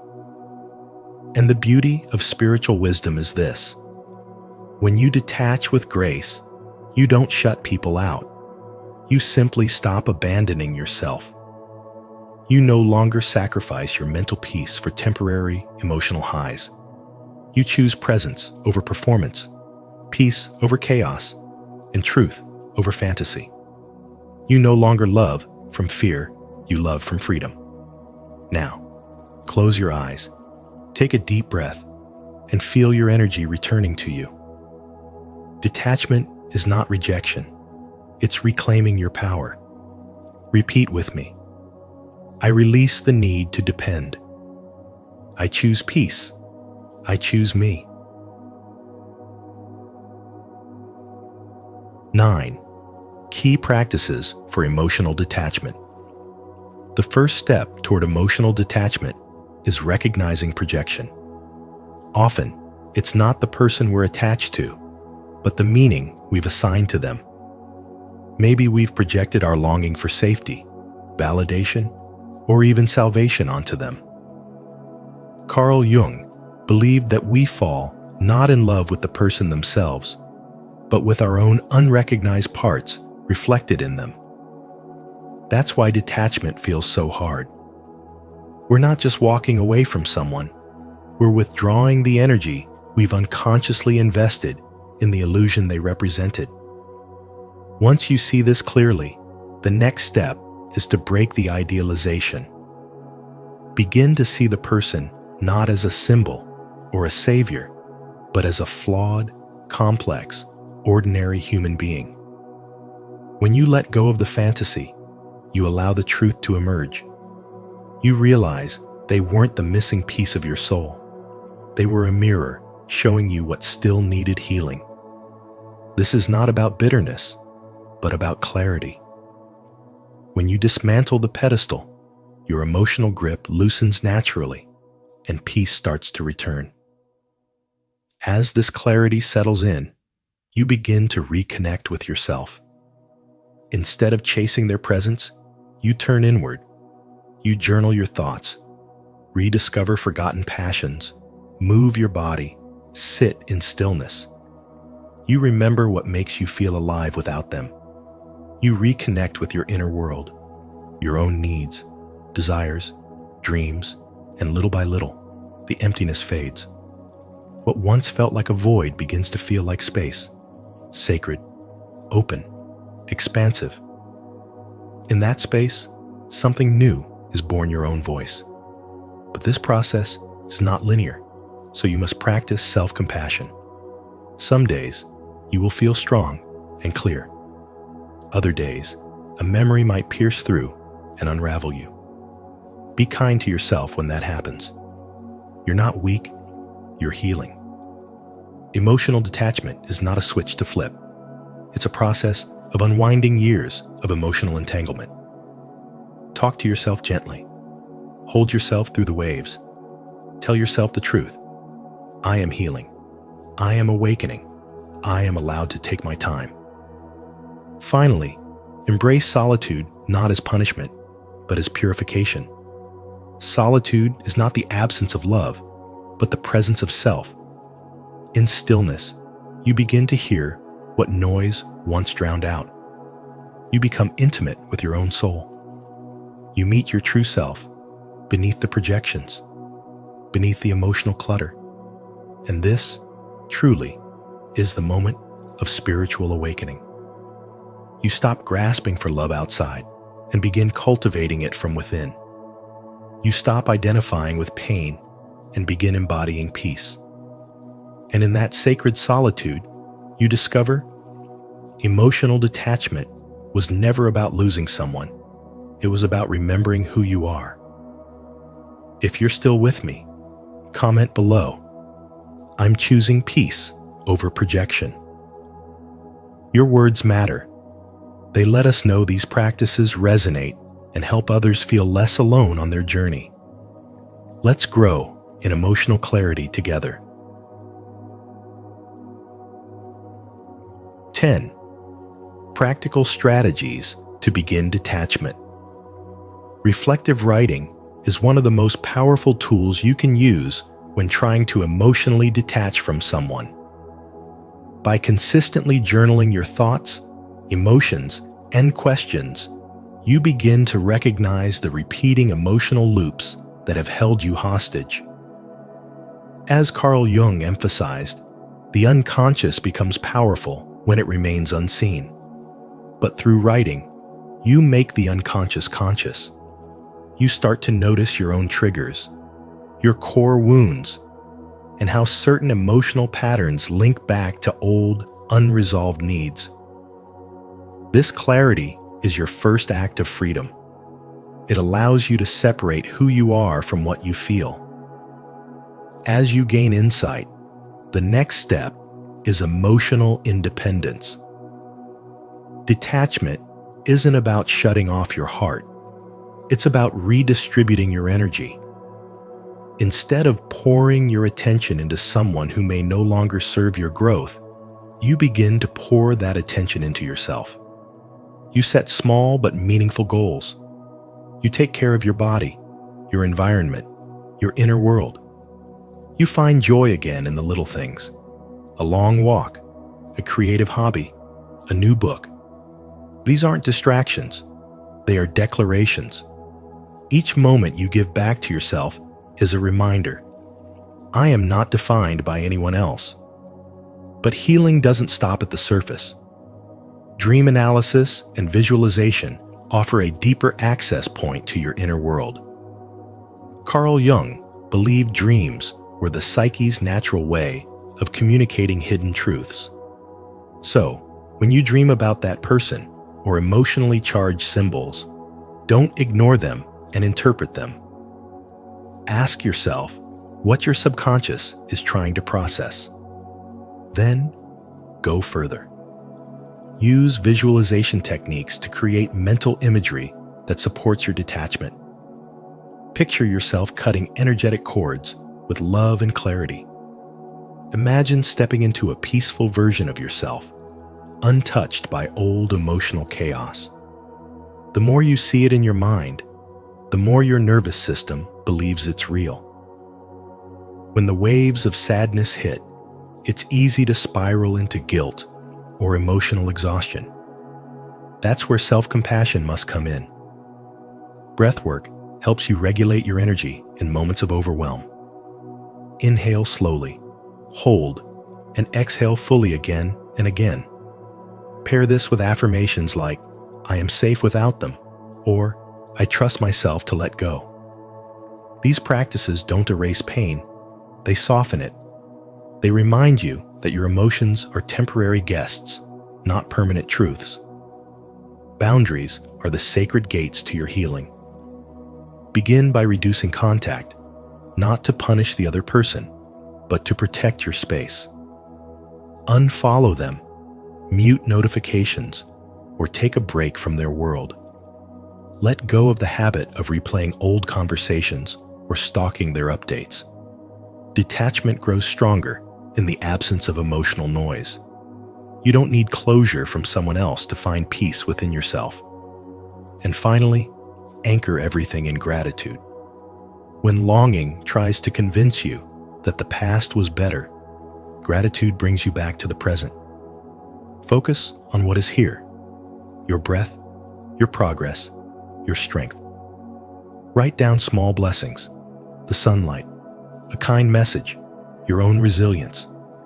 Gratitude doesn't erase the past. It simply shifts your energy so you can see clearly what's still good, what's still yours, and what's still possible.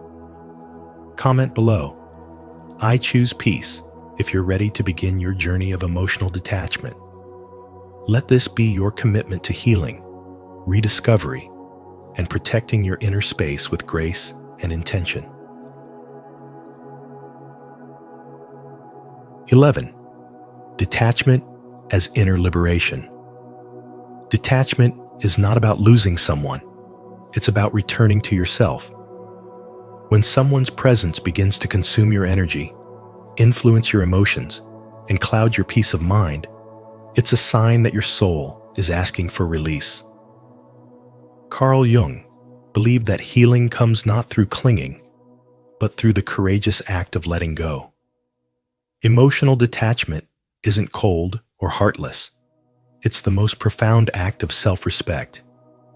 It's choosing clarity over confusion, inner peace over emotional chaos, and spiritual alignment over emotional dependency.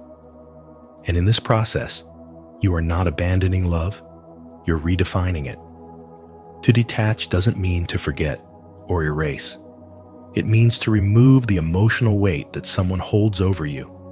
It's a shift from obsession to observation, from reaction to reflection. When you reclaim your power, you stop measuring your worth by someone else's presence. You begin to see that detachment is not the absence of care, it's the presence of discernment. You can still love, but now that love is free, not desperate. It no longer begs to be seen or validated.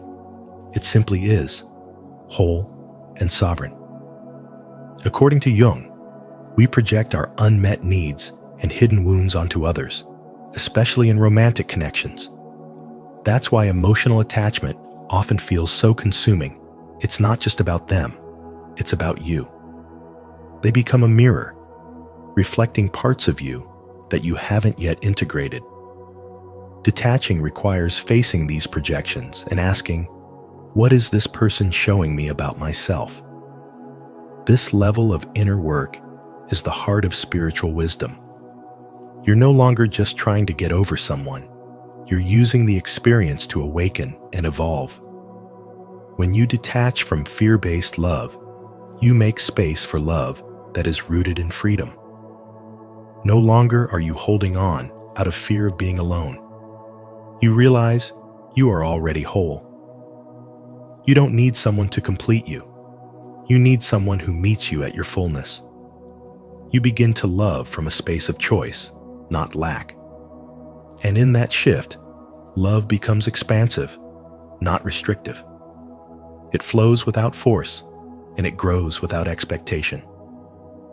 This is the kind of love that arises after spiritual awakening, the kind that honors both your soul and theirs. Healing is not a dramatic transformation. It's found in small, consistent steps. Maybe it's choosing not to reread old messages today. Maybe it's breathing through the ache without reacting. Each choice, no matter how small, is an act of self-love. You are teaching your nervous system that safety does not come from another person, but from within. And in those quiet, unseen moments, your spirit is rising. Detachment is not a straight path. It's a spiral, with each cycle bringing you closer to inner liberation. It's not about being heartless. It's about being wholehearted, even when you have to walk away. If this message has touched your spirit, comment below. I choose peace. I choose freedom. I choose myself. Let this be your declaration of healing one step closer to the love and clarity you deserve. Letting go doesn't mean you never cared.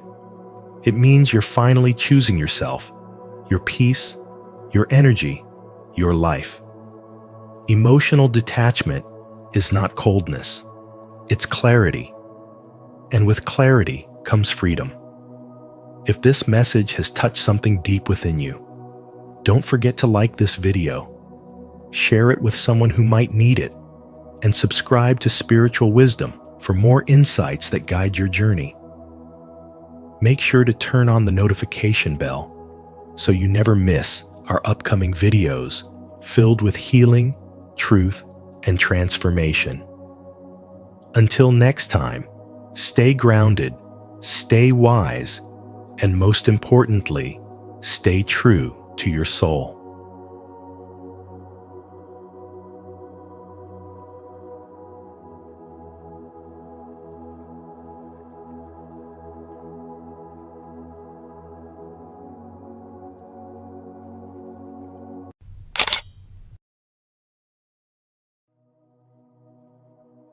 Seven Secrets to Becoming the Woman Everyone Fears Losing. The privilege of a lifetime is to become who you truly are. Carl Jung. Have you ever met a woman whose presence lingers long after she's gone? Not because she was perfect, but because she was real, grounded, and deeply unforgettable. In today's video on spiritual wisdom, we're diving into 7 secrets to becoming the woman everyone fears losing, not by changing who you are, but by remembering who you've always been. These powerful principles, rooted in Jungian psychology and spiritual truth, can help you reclaim your worth, radiate authenticity, and build the kind of inner strength that leaves an impact. If even one idea resonates with your soul, I invite you to comment below. I am becoming the woman I was born to be. Let's explore what it means to live from your deepest truth and become unforgettable from the inside out. Secrets. 1. Unshakable authenticity. She doesn't wear masks to please others. She's not interested in impressing the crowd or playing a role that feels hollow inside. Her presence is powerful because it's real, unapologetically raw. She walks into a room not with perfection, but with presence, and that's what makes her unforgettable. In a world that rewards the polished and the curated, she chooses something far rarer: truth. People may not always know why they remember her, but they do. It's not her beauty, though she may be beautiful.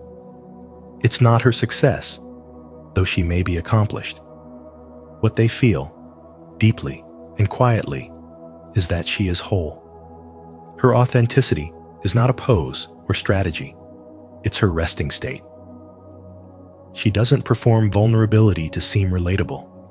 She embodies it because she's lived through pain and didn't allow it to harden her.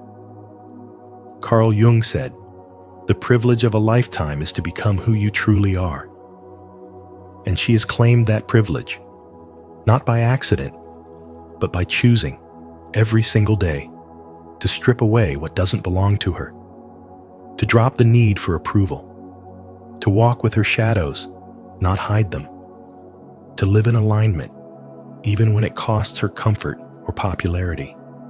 She knows that being real doesn't mean being reckless. It means being rooted, grounded in self-awareness, led by intuition, guided by inner truth. The strength she carries wasn't born from praise. It was forged in silence, in solitude, in learning to hold space for all that she is: light and shadow, chaos and clarity. She isn't fearless. She's simply tired of betraying herself. So she speaks up when it's inconvenient. She rests when others hustle. She says no without guilt. And most importantly, she doesn't shrink to fit into boxes she was never made for. You can feel it when she talks. She's not trying to sell you anything. She's just present. And in her presence, others feel safe to drop their own masks too. That's her gift. Not in what she does, but in who she dares to be. She lives from within, and that's why she can't be replaced. The unforgettable woman is the one who is deeply remembered not for perfection, but for presence. Her power lies not in being everything to everyone, but in being fully herself. No apologies, no filters, no masks. In a society obsessed with image, her truth is a revolution. And once you've known a woman like that, you never forget her. Not because she tried to be irreplaceable, but because she never tried to be anything other than herself. Have you ever chosen to be fully yourself, even when it wasn't easy? If yes, share your story in the comments to inspire someone today. If not, simply comment, "I choose to be real." Let's walk this path of unshakable authenticity together. Secrets. 2. Integration of light and shadow. She has walked through her own darkness and made peace with it, not by denying it, not by burying it beneath perfection, but by facing it with unflinching honesty. Instead of seeing her flaws as shameful, she sees them as maps, each one pointing toward a lesson, a truth, a hidden strength. She knows that spiritual wisdom doesn't come from pretending to be whole. It comes from becoming whole. And wholeness requires integration, not just of the light, but of the wounds, the doubts, the anger, the pain. She doesn't wear a mask to appear kind or composed. She is kind because she has embraced her rage. She is composed because she has faced her chaos. There is nothing passive about her peace. It was earned through inner battles most will never see. While others run from discomfort, she leans in. When others numb, she feels. When others hide, she reveals. And in doing so, she becomes emotionally rich, anchored not in fantasy, but in the truth of who she is. Her presence doesn't scream for attention. It commands respect, not because she demands it, but because she embodies it. She has taken the parts of herself she once feared, her insecurity, her jealousy, her anger, and instead of silencing them, she listened. She learned. She grew. She gave them names and space. She let them speak, and they softened. In that softening, she transformed, not into something new, but into someone more fully herself. She no longer needs to be rescued, fixed, or chosen. She has chosen herself. She moves through life with a quiet confidence that cannot be faked. You can feel it when she enters a room, the calm of a woman who no longer needs to prove her worth. She doesn't react to insults with desperation or panic. She responds with clarity. She doesn't crave constant reassurance because she has learned to soothe herself. This is spiritual wisdom in motion, the ability to hold space for all that you are without apology. And it is this rare kind of presence that people cling to. Not the woman who tries to be everything for everyone, not the one who molds herself to fit expectations, but the one who simply is real, raw, whole. She is not afraid to be misunderstood because she understands herself, and that understanding is magnetic. People don't fear losing her because she manipulates or begs to be kept. They fear losing her because her love is not born from neediness, it is born from choice. Her love is sacred, not transactional. It cannot be earned through performance or control. It is given freely, but only to those who see her, truly see her, in all her layers. This woman is unforgettable because she has become the mirror that reflects everyone else's truth. And when someone meets her, they don't just meet her. They meet a part of themselves they had long buried. And that, more than anything, is why no one wants to let her go. Are you ready to embrace both your light and your shadow? If so, comment below. I choose wholeness to show your commitment to healing, growth, and authentic self-integration. Let's walk this transformative path together. Secrets. 3. Emotional independence. She doesn't need love to feel whole. She chooses love from fullness, not from a place of lack. There's no chasing, begging, or clinging in her world. Her relationships are not built on emotional dependency, but on mutual respect and energetic alignment. When the vibe feels right, she engages. When it doesn't, she has no problem walking away. She doesn't see love as a lifeline, but as a beautiful bonus. That's the difference between craving and choosing. And the moment she made that shift, she stepped into her true power. This kind of woman doesn't fear solitude. In fact, she thrives in it. Silence doesn't scare her. Being alone doesn't trigger her insecurities. Instead, it becomes the space where she reconnects with her essence. She's not out there performing for approval or desperately trying to be seen. She already sees herself clearly. And that self-awareness is magnetic. People feel it before she even speaks. Her presence carries a calm depth that cannot be faked. She knows love should never cost her peace. She's not afraid to walk away from anything that disrupts her inner harmony. Because she's done the work through heartbreak, reflection, healing, and spiritual awakening. She has stripped herself of illusions, faced her emotional wounds, and stood in the ashes of what once broke her. That kind of fire doesn't destroy, it purifies. And from it, she rises not bitter, but wiser, not guarded, but discerning. Her heart is open, but only to what honors her soul. She doesn't demand energy. She inspires it. She doesn't manipulate for affection. She becomes the kind of woman whose energy lingers long after she's left the room. Because her love is not desperate, it's divine. And divine love isn't loud. It's not chaotic. It's not needy. It's steady, grounded, and rare. That rarity is what makes her unforgettable. That strength is what makes her the woman no one wants to lose. And what fuels this emotional independence is not ego. It's alignment. A deep inner knowing that her worth was never up for debate. She doesn't compete for love. She doesn't play games. And she doesn't shrink herself to be chosen. She simply exists as her full self. And from that space of wholeness, she loves. Not because she needs someone to complete her, but because she wants someone to evolve with her. That's not romance. That's sacred partnership. This is the essence of spiritual wisdom. Emotional independence is not coldness. It's clarity.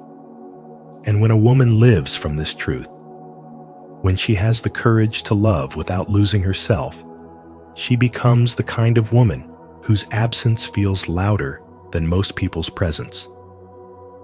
If you're ready to love from fullness, not fear, go ahead and like this video, subscribe for more spiritual insights, and share your thoughts in the comments below. Let's attract emotionally aligned connections together. Secrets. 4. Purpose-driven living. She doesn't live on autopilot. She moves through life with intention. Every step she takes, whether it's a small morning ritual or a major life decision, is guided by something deeper, a sacred fire within. That fire is purpose. It's not about achievements or applause. It's about alignment. Her life flows from a core truth that she refuses to betray. That's why when people meet her, they feel something. It's not just confidence. It's not charisma. It's a magnetic presence born from spiritual clarity. Carl Jung once said, "Who looks outside, dreams. Who looks inside, awakes." And that's exactly what she's done. She's turned inward, stripped away the noise, and faced the silence most people avoid. In that silence, she met herself, not the version others told her to be, but the real one, the one with scars and strength and soul. That's what makes her captivating. It's not perfection, it's depth. Her presence doesn't scream, it speaks. It doesn't demand, it inspires. You feel safer, stronger, and more alive just being near her, because she reminds you of something you've forgotten about yourself. Purpose isn't loud. It doesn't announce itself with grand gestures or dramatic declarations. It shows up in how she chooses to spend her time, in the things she says no to, in the way she stays true to her path, even when it's hard. Maybe she's not famous. Maybe she's not even understood. But she knows what she's here to do. And that knowing fuels her every move. She's not waiting to be chosen. She's already claimed herself. In a society obsessed with performance, she's a presence.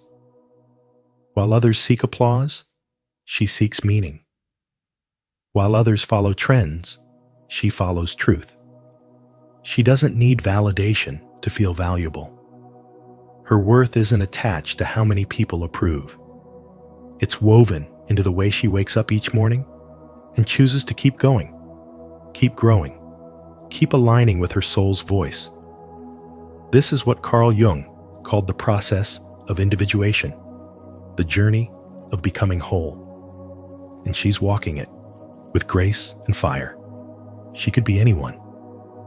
A woman sitting quietly at a cafe with a worn notebook and a tired smile. A teacher staying late after class to listen to a student's fears. A mother who traded her career for time, not because it was easy, but because it was right. A healer creating light in a world that feels heavy. It's not the role that defines her. It's the reason behind it. She's not driven by fear of missing out. She's driven by the desire to live fully, consciously, truthfully. That's what gives her radiance. That's what makes her unforgettable. Purpose gives her power, not the kind that dominates, but the kind that frees. She's not here to impress. She's here to express, to live her truth, not someone else's script. And in doing so, she reminds others that they can too. If you're ready to live with intention and radiate purpose, comment below. I am aligned with my purpose to claim this energy. Don't forget to like, subscribe, and share this video to inspire others to live purposefully too.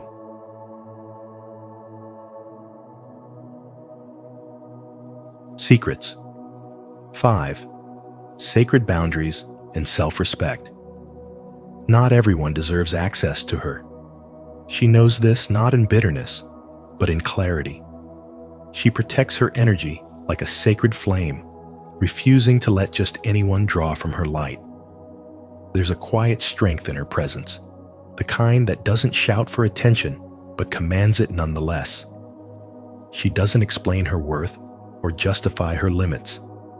She lives them. When people ask for more than she's willing to give, she doesn't argue or apologize. She simply honors herself. Her boundaries are not fences to keep love out, but filters to keep chaos from getting in. She understands the power of no, not as rejection, but as redirection. Her no means she respects herself enough not to betray her needs for someone else's comfort. This kind of inner discipline is rare. In a culture that rewards self-sacrifice and performative kindness, she chooses something different: alignment. She doesn't chase people, doesn't beg for understanding, and doesn't linger where she's not valued. She doesn't need to be validated by others because she is already rooted in her own knowing. That's not coldness, that's spiritual wisdom.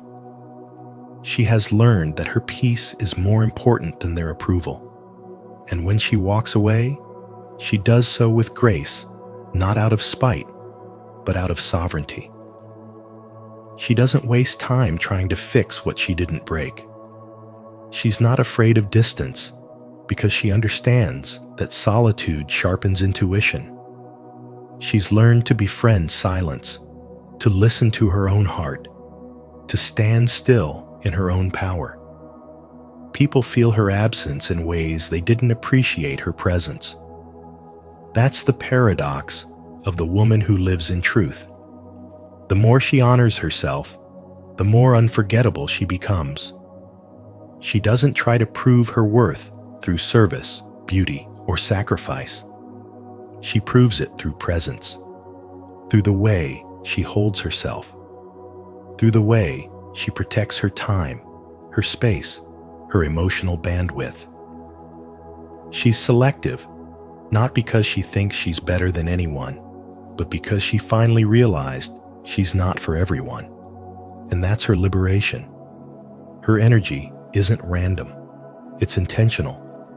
And that intentionality becomes magnetic. People are drawn to her, not because she gives endlessly, but because she doesn't. Her life is curated by choice, not obligation. She's no longer available for people who test her boundaries, drain her spirit, or mistake her compassion for weakness. And when she loves with depth, but never at the cost of herself. She has stopped romanticizing emotional labor as proof of devotion. She now understands that real love begins where self-respect lives. Her presence is a privilege, and she knows it. Not because she thinks she's superior, but because she has finally stopped abandoning herself to belong.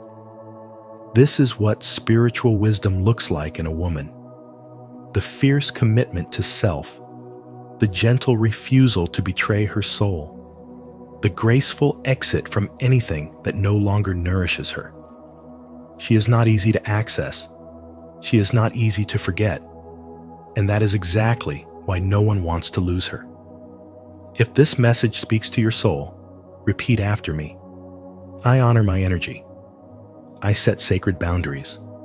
I choose self-respect. Let these words anchor you today. Secrets 6. Feminine-masculine balance. She has reached a rare and magnetic state, the inner union of her feminine and masculine energies. In Jungian terms, she has integrated her anima and animus not as opposites, but as two sacred forces within her. She flows with intuition and tenderness, yet stands with clarity and strength. She can hold space for others in their pain, and also hold firm boundaries to protect her peace. This balanced polarity within her is not only empowering, it's irresistibly attractive. Without effort, she radiates presence. Without trying to be anything, she becomes everything. Her feminine energy is her softness, her intuition, her ability to nurture and feel. Her masculine energy is her direction, her decisiveness, her ability to lead herself. When these energies are at war, a woman may feel torn, too emotional to lead, or too controlling to love. But when they are in harmony, she becomes a force of nature. She is both the ocean and the mountain. She moves through life with deep feeling and precise action. And this rare balance speaks louder than words. It's the calm in her voice, the unwavering eye contact, the gentle strength in her presence that makes others pause and take notice. Carl Jung wrote, "Wholeness is not achieved by cutting off a portion of one's being, but by integration." She has done exactly that. Instead of rejecting the parts of herself society told her were too much or not enough, she reclaimed them. Her sensitivity became her strength. Her assertiveness became her grace. She no longer asks permission to exist fully. And because of that, she no longer depends on others to make her feel whole. She walks into a room not to be seen, but to see. not to impress, but to connect. And in doing so, she becomes unforgettable. This kind of wholeness is a deep spiritual awakening. It's not found in perfection, but in balance. It's not loud, but it's felt. She no longer fears abandonment because she no longer abandons herself. She doesn't chase love because she is love.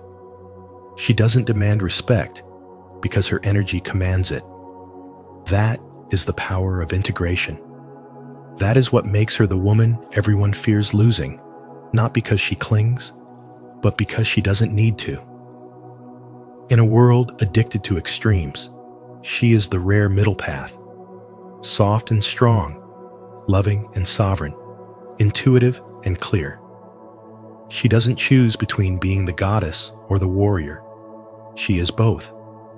And that is what sets her free. That is the embodiment of spiritual wisdom. Do you feel the power of your inner balance awakening? If so, declare it in the comments. I embody divine harmony, strong, soft, and whole. Secrets. 7. Fearless evolution. She doesn't cling to who she used to be. She lets go of expired labels, outdated roles, and expectations that no longer match the truth of her soul. While others stay stuck in identities that feel safe, she embraces the unknown with open arms. Her evolution isn't loud, it's steady. It isn't for applause, it's for alignment. She changes, but never at the cost of her essence. And that's why people remember her, because she is both fire and foundation, both fluid and unwavering.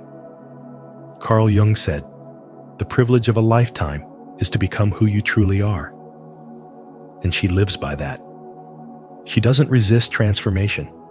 She invites it. She allows herself to break down so she can rise clearer, freer, more whole. Even when it's uncomfortable, she trusts the deeper wisdom moving through her. That is what sets her apart. Not her perfection, not her performance, but her willingness to rebuild herself from truth, again and again, without apology. There was a time when she might have stayed silent to be accepted. Now she speaks, not to impress, but to express. There was a time when she molded herself to fit into someone else's life. Now she creates a life that fits her soul.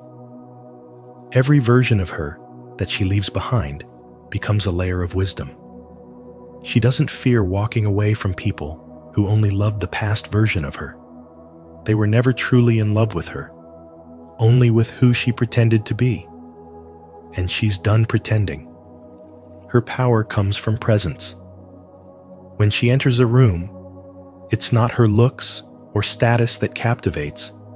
It's the quiet confidence of someone who knows who she is becoming.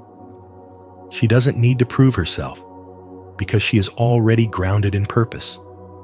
Her spiritual awakening didn't arrive in lightning bolts.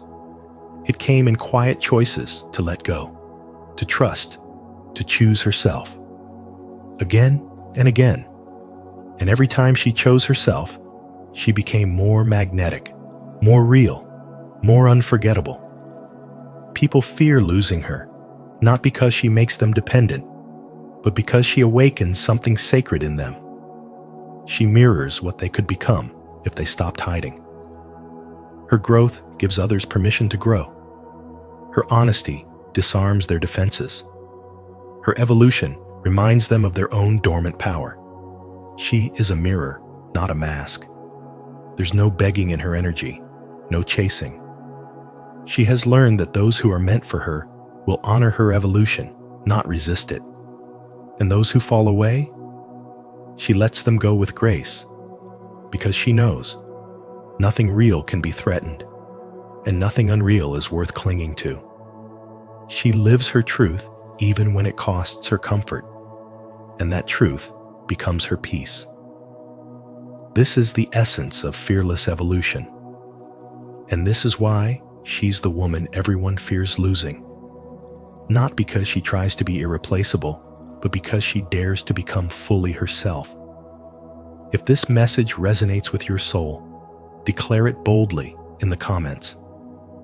I embrace my evolution. I grow with courage, grace, and purpose. And if you feel this deeply, don't forget to like, subscribe, and share. Someone else may need this reminder too. Thank you for joining us on this journey into the powerful truths that define the woman no one dares to lose. Remember, it's not about becoming someone else. It's about returning to who you truly are. Each of these 7 secrets is a mirror, reflecting your strength, depth, and quiet confidence. When you embody authenticity, presence, and emotional wisdom, you become unforgettable, not because you try to be, but because you already are. If this message resonated with you, don't forget to like, share this video with someone who needs it, and subscribe to Spiritual Wisdom for more transformative insights. Make sure to turn on the notification bell so you never miss our upcoming videos. Until next time, stay grounded, stay radiant, and always walk in your truth. Nobody and nothing will affect you again. Until you make the unconscious conscious, it will direct your life and you will call it fate. Carl Jung. At Spiritual Wisdom, we believe that true peace begins the moment you stop giving the outside world the power to control your inner state. In today's video, we explore a powerful truth. Nothing and no one can affect you unless you let them. When you understand the roots of your emotional reactions and learn to master them, you reclaim your energy, your joy, and your freedom. Imagine a life where your peace is unshakable, no matter who walks in or out, no matter what chaos surrounds you. That life is possible, and it begins with awareness. As you watch, reflect on this. What triggers still have power over you, and are they truly yours to carry? Comment below with your thoughts, or share how you've started reclaiming your inner power. Let's grow together. 1. Nothing can affect you unless it finds a wound inside you. Nothing can truly affect you unless it finds something unhealed within you. This truth, echoed by Carl Jung, reveals that the world outside you holds no real power unless your inner world allows it. When someone insults you and it hits a nerve, it's not because their words have magical force. It's because a part of you believes it might be true. Emotional pain doesn't arise from the comment itself. It's the inner wound that reacts. That's where the work begins. People often live like emotional puppets, pulled by strings they can't see. A strange look, a cold tone, a careless word suddenly. The day is ruined. But why? Because deep within, there's something unresolved, waiting to be acknowledged.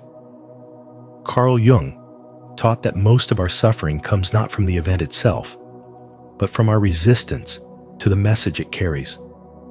Every trigger is an arrow, pointing to a part of us that's still asking to be healed.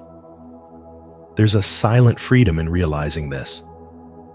Because once you understand that nothing external has power over you unless it resonates with something internal, you stop being a victim of circumstance. You start becoming the observer. And in that space, transformation begins. You no longer react out of old pain. You respond from present awareness. That's the essence of spiritual wisdom, turning emotional chaos into clarity by listening deeply to what your inner world is trying to say. Take the story of a young man named Daniel.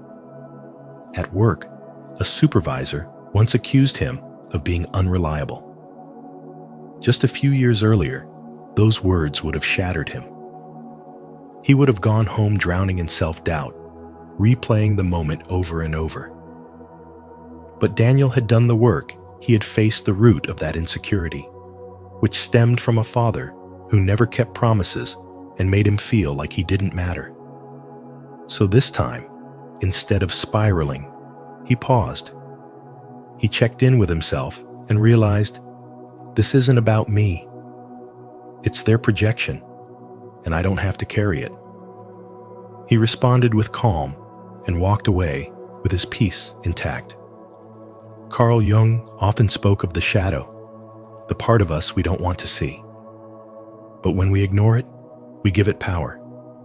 When we face it, we reclaim that power. That's why someone can be insulted and feel nothing, while another person hears the same words and crumbles. The difference isn't in the insult, it's in the wound. Until the wound is healed, we keep reacting as if we're still bleeding. Healing doesn't mean you won't ever feel discomfort again. It means discomfort won't control you. You become aware. You begin to witness your reactions with curiosity instead of judgment. You ask yourself, why did that hurt me? Instead of blaming others for your pain. And slowly, layer by layer, the wound loses its grip. You become grounded. You become whole. Emotional mastery isn't about becoming cold or indifferent. It's about being so deeply rooted in self-awareness that chaos can't pull you out of alignment. The goal isn't to avoid conflict, but to rise above it, not in arrogance, but in calm understanding.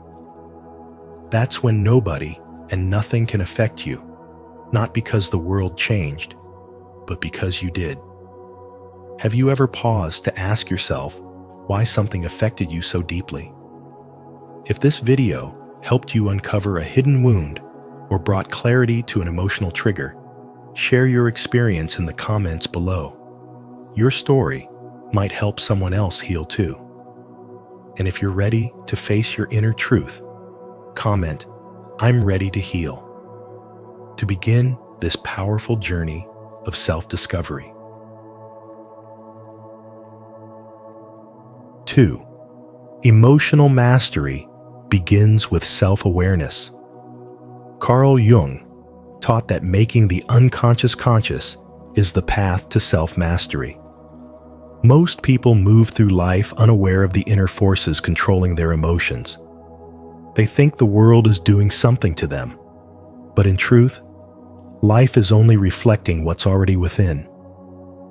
Reactions don't come from outside circumstances. They come from the unresolved parts of us. If someone ignores you and it triggers anger, it's not their behavior that holds the power. It's the hidden wound inside you that feels unworthy, unseen, or dismissed. Once you realize this, you stop giving your power away. True emotional mastery begins with self-awareness. The moment you recognize your reactions are mirrors, not attacks, you begin reclaiming your strength. You are no longer tossed around by every insult, delay, or inconvenience. You become the observer of your inner world. You begin to ask, why am I reacting this way? What part of me is being touched right now? This act of mindful observation breaks the cycle of automatic emotional responses. Instead of reacting from pain, you begin responding from awareness. That space between stimulus and response becomes sacred. It is where spiritual wisdom lives. Spiritual wisdom teaches us that the things that trigger us the most are the greatest opportunities for growth. Someone might disrespect you, and in that moment, your ego wants to fight back, to defend itself. But if you pause, if you watch the reaction rise without immediately obeying it, you begin to see the deeper truth. That person is not your enemy. The reaction is not a curse. It's a compass, pointing to an area in your soul that is asking to be healed. The more you observe, the more you learn. The more you learn, the less power the world has over you. Emotional freedom doesn't mean you never feel. It means you are no longer ruled by what you feel. You experience anger, but it doesn't control you. You feel fear, but it doesn't define you. You face discomfort, but you no longer run from it. You understand that all emotions are messengers, not masters. They come to teach, not to trap. This shift transforms your inner world. The chaos around you may continue, but you remain grounded, clear, and steady. The modern world thrives on reactivity. Social media, traffic, news cycles, they all invite you to be triggered, to be outraged, to be unsettled. But the one who has mastered themselves does not react out of habit. They respond from presence. This presence creates peace that no one can steal. That is the mark of true strength. And it all begins with the quiet decision to observe your emotions instead of becoming them. This is not avoidance, it is awakening. It is remembering that nothing and no one can affect you unless you let them. The storm may rage around you, but the stillness within becomes your power. If you're ready to reclaim your power through self-awareness, comment below. I choose mindful mastery. 3. Shadow work is the key to inner freedom. Shadow work means turning inward to face the uncomfortable truths we've buried: our fears, our shame, our suppressed emotions, and the parts of ourselves we've rejected in order to be accepted. It is not a trend or surface-level practice. It is the heart of deep transformation and true spiritual awakening. Every time you feel offended, triggered, or emotionally unsettled, something within you is being revealed not by the world, but by your own unresolved wounds. As Carl Jung said, everything that irritates us about others can lead us to an understanding of ourselves. These emotional reactions are not coincidences. They are sacred mirrors showing you what still needs your love, your attention, and your healing. When someone disrespects you and it stings, the pain isn't just about them.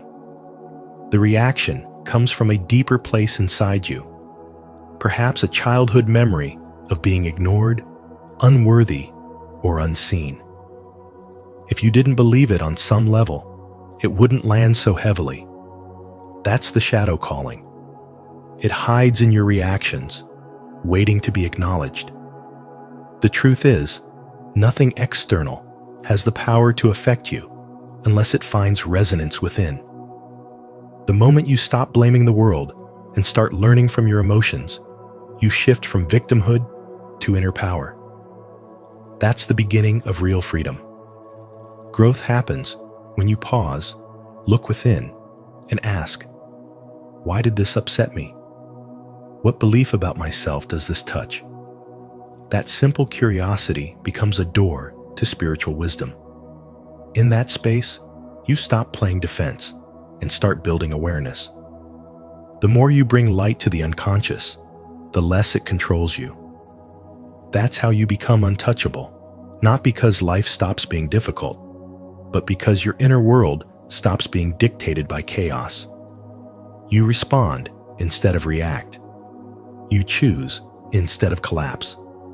Shadow work also reveals your hidden gifts. The same place that holds your wounds also stores your suppressed genius. Many people fear their anger or sadness, but these emotions, when understood, can become sacred fuel for your creativity, boundaries, and authenticity. Jung taught that one does not become enlightened by imagining figures of light, but by making the darkness conscious. Real light work begins in the shadows, not in bypassing pain, but in walking directly through it with courage. This journey is not easy, but it is necessary. You reclaim lost parts of yourself and step out of unconscious patterns. You stop being emotionally manipulated by others because their actions no longer determine your worth. You see clearly. You speak truthfully. You stand firmly in your center. No one and nothing can control a person who has faced their own inner darkness and chosen to rise. That is the essence of spiritual awakening, the merging of shadow and soul into one integrated self. If you're ready to break free from old wounds and embrace your true self through shadow work, don't hesitate to like, subscribe, and share your thoughts in the comments below. Let's heal, grow, and rise together. 4. Letting go of control makes you powerful. The more tightly you cling to control of people, situations, or outcomes, the more you unknowingly drain your own power. It's a paradox most people live in, believing that control equals strength, when in truth, it signals fear. The fear of being ignored, misunderstood, or abandoned often drives the need to shape how others behave or how events unfold. But the moment you release that need is the moment you rise above the chaos.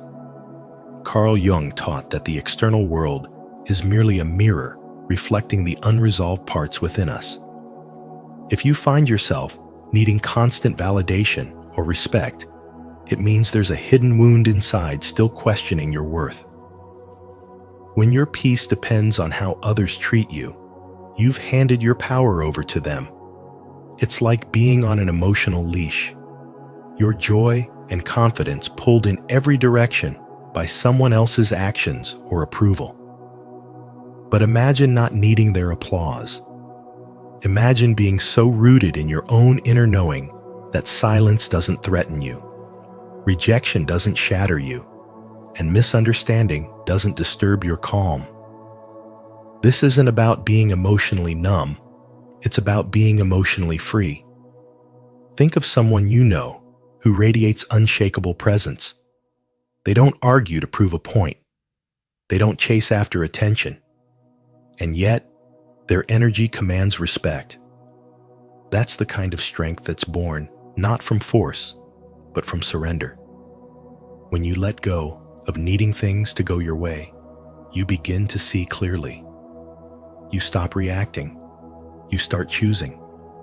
And that's when you begin to embody real power, the kind that Carl Jung referred to as the mastery of the self. True strength lies in spiritual maturity. It's the quiet courage to trust the timing of your life, to know that everything you need is already within you, and to release the illusion that control gives you safety. The one who no longer needs to control is the one who can influence deeply. They don't demand, they inspire. They don't chase, they attract. That's the beauty of letting go. You stop being a prisoner to every situation. You stop being triggered by every opinion.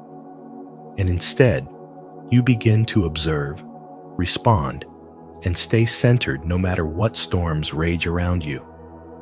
This is where spiritual awakening begins.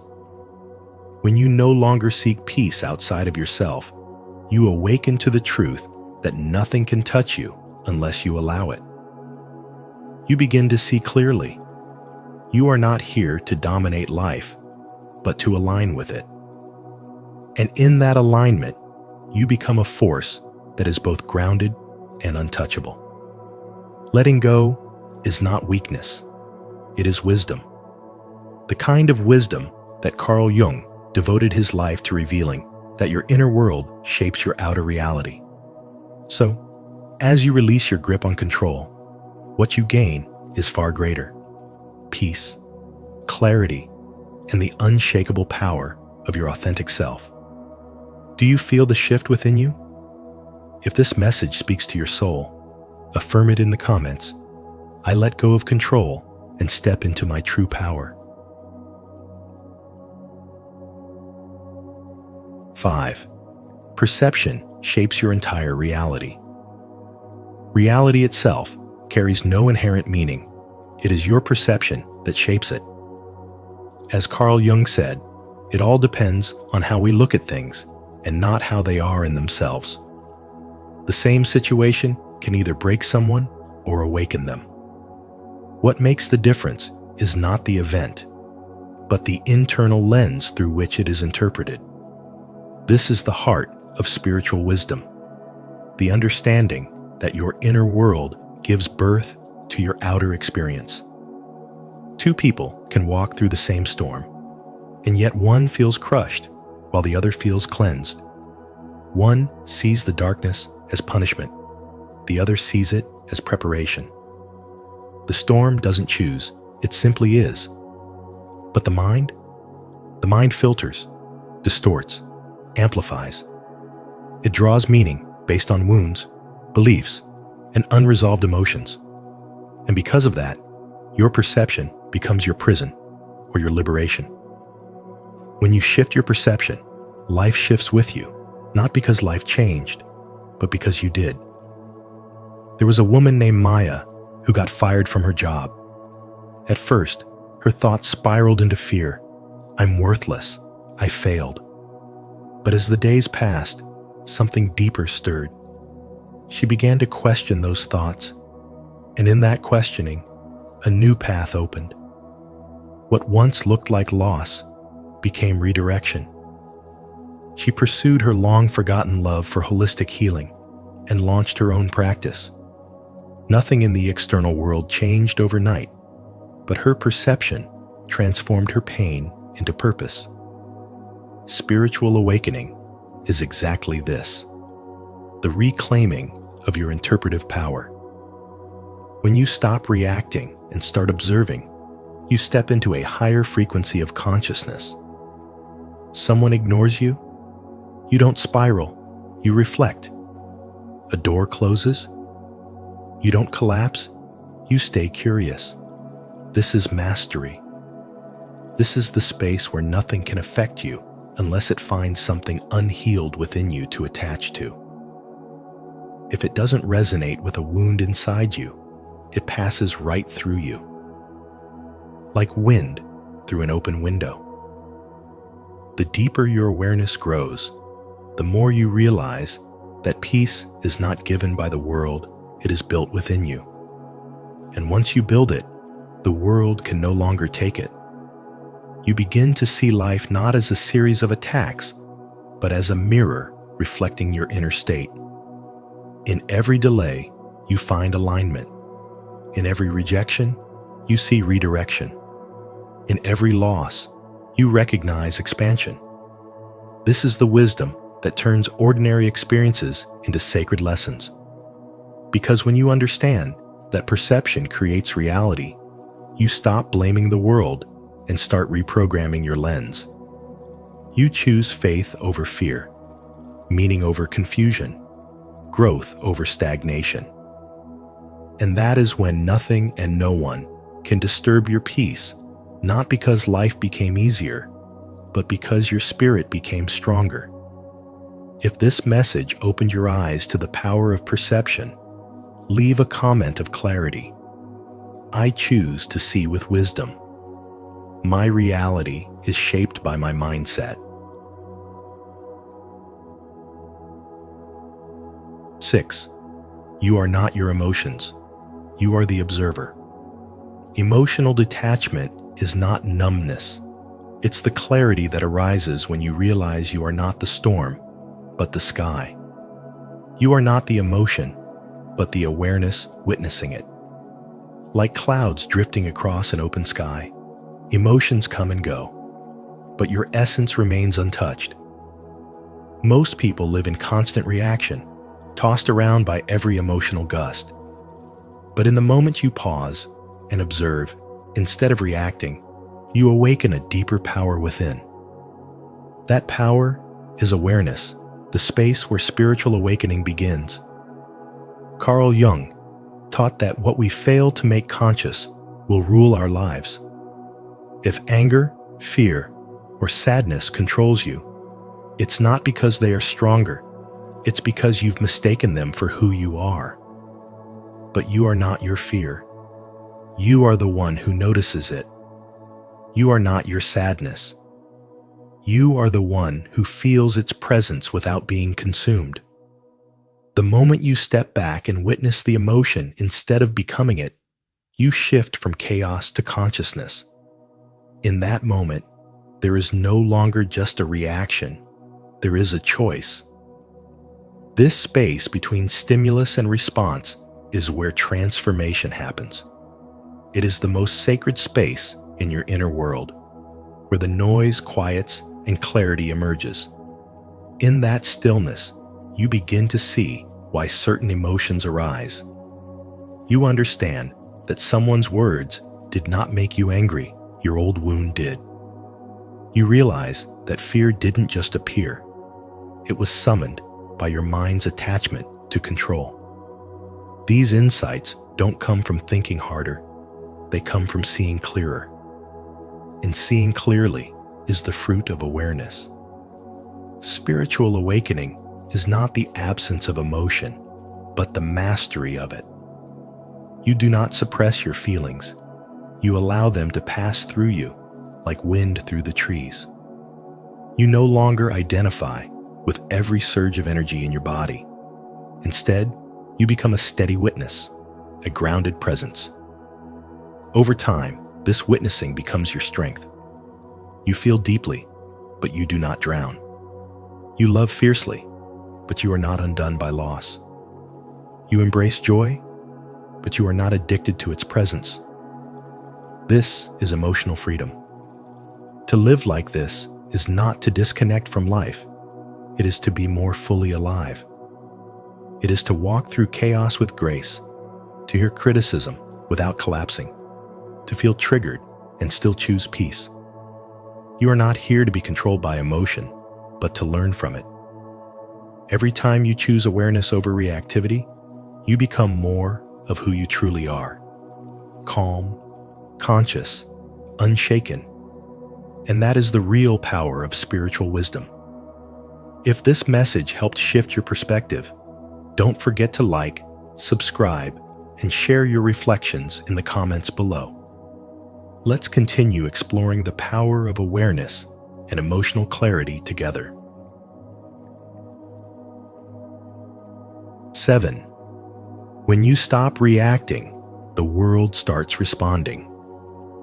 When you stop reacting, everything around you begins to change.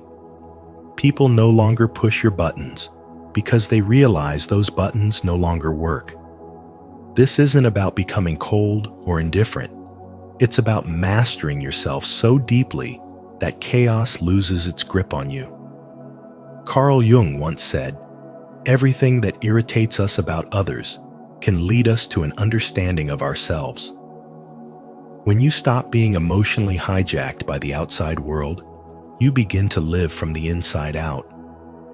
Your power comes from within, not from how much control you have over others, but from how much clarity you have within yourself. That quiet power, what some call an untouchable energy, is the result of inner work, not outer manipulation. You stop needing to prove anything. You stop chasing validation. You begin responding instead of reacting, and that's where true peace lives. Most people are reactive by habit. They let a rude comment, a disappointing text, or an unexpected event ruin their day. But when you've done the inner work, when you've faced your shadows, healed your wounds, and stood in your own truth, those same situations lose their power over you. You become calm, composed, and centered, not because the world is perfect, but because you are no longer controlled by it. There was a man who used to flare up at every inconvenience, traffic, emails, people interrupting his plans. One day, he came across Carl Jung's teachings on projection. He realized that his frustration wasn't about the world, but about the parts of himself he hadn't yet accepted. So he stopped blaming and started observing. Slowly, he began to reclaim his energy. The world didn't stop being chaotic, but it stopped stealing his peace. That's the moment he understood. It's not about changing the world. It's about changing how you meet the world. The moment you stop reacting emotionally, others sense the shift. Those who once tried to control or manipulate you fall silent. They can no longer access your energy because you're no longer offering it freely. People begin to respect your silence. Your calmness becomes intimidating, not because you are cold, but because your boundaries are no longer negotiable. You've reached a place where inner stillness speaks louder than words. You don't need to explain yourself. You don't need to fight for space.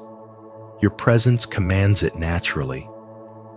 Carl Jung taught that the unconscious rules our lives until we make it conscious. So every time you catch yourself about to react, pause. Ask, what inside me feels threatened? That question alone can reroute your entire day. And the more you practice this, the more you shift into true alignment. This is what spiritual awakening looks like. Not the absence of emotion, but the mastery of it. You no longer live on autopilot. You live on purpose. Eventually, you realize that the less you react, the more life responds. Not from fear, not from urgency, but from grace. Your emotional sovereignty becomes your shield. Your stillness becomes your wisdom. And that is when you understand the true power of self-possession. If this message resonates with your journey toward inner power, declare it in the comments. I respond from strength, not reaction. And if you're ready to keep rising above the noise, don't forget to like, subscribe, and turn on notifications. More wisdom is waiting for you. And remember this: the moment you stop allowing the outside world to control your inner world is the moment you reclaim your true power. As Carl Jung said, who looks outside dreams, who looks inside awakes. Let this be your awakening. If this message has brought clarity or peace to your heart, don't forget to like, share this video with someone who needs it, and subscribe to Spiritual Wisdom for more powerful insights. Be sure to turn on the notification bell so you never miss a moment of deep spiritual awakening. Your journey to unshakable peace has only just begun.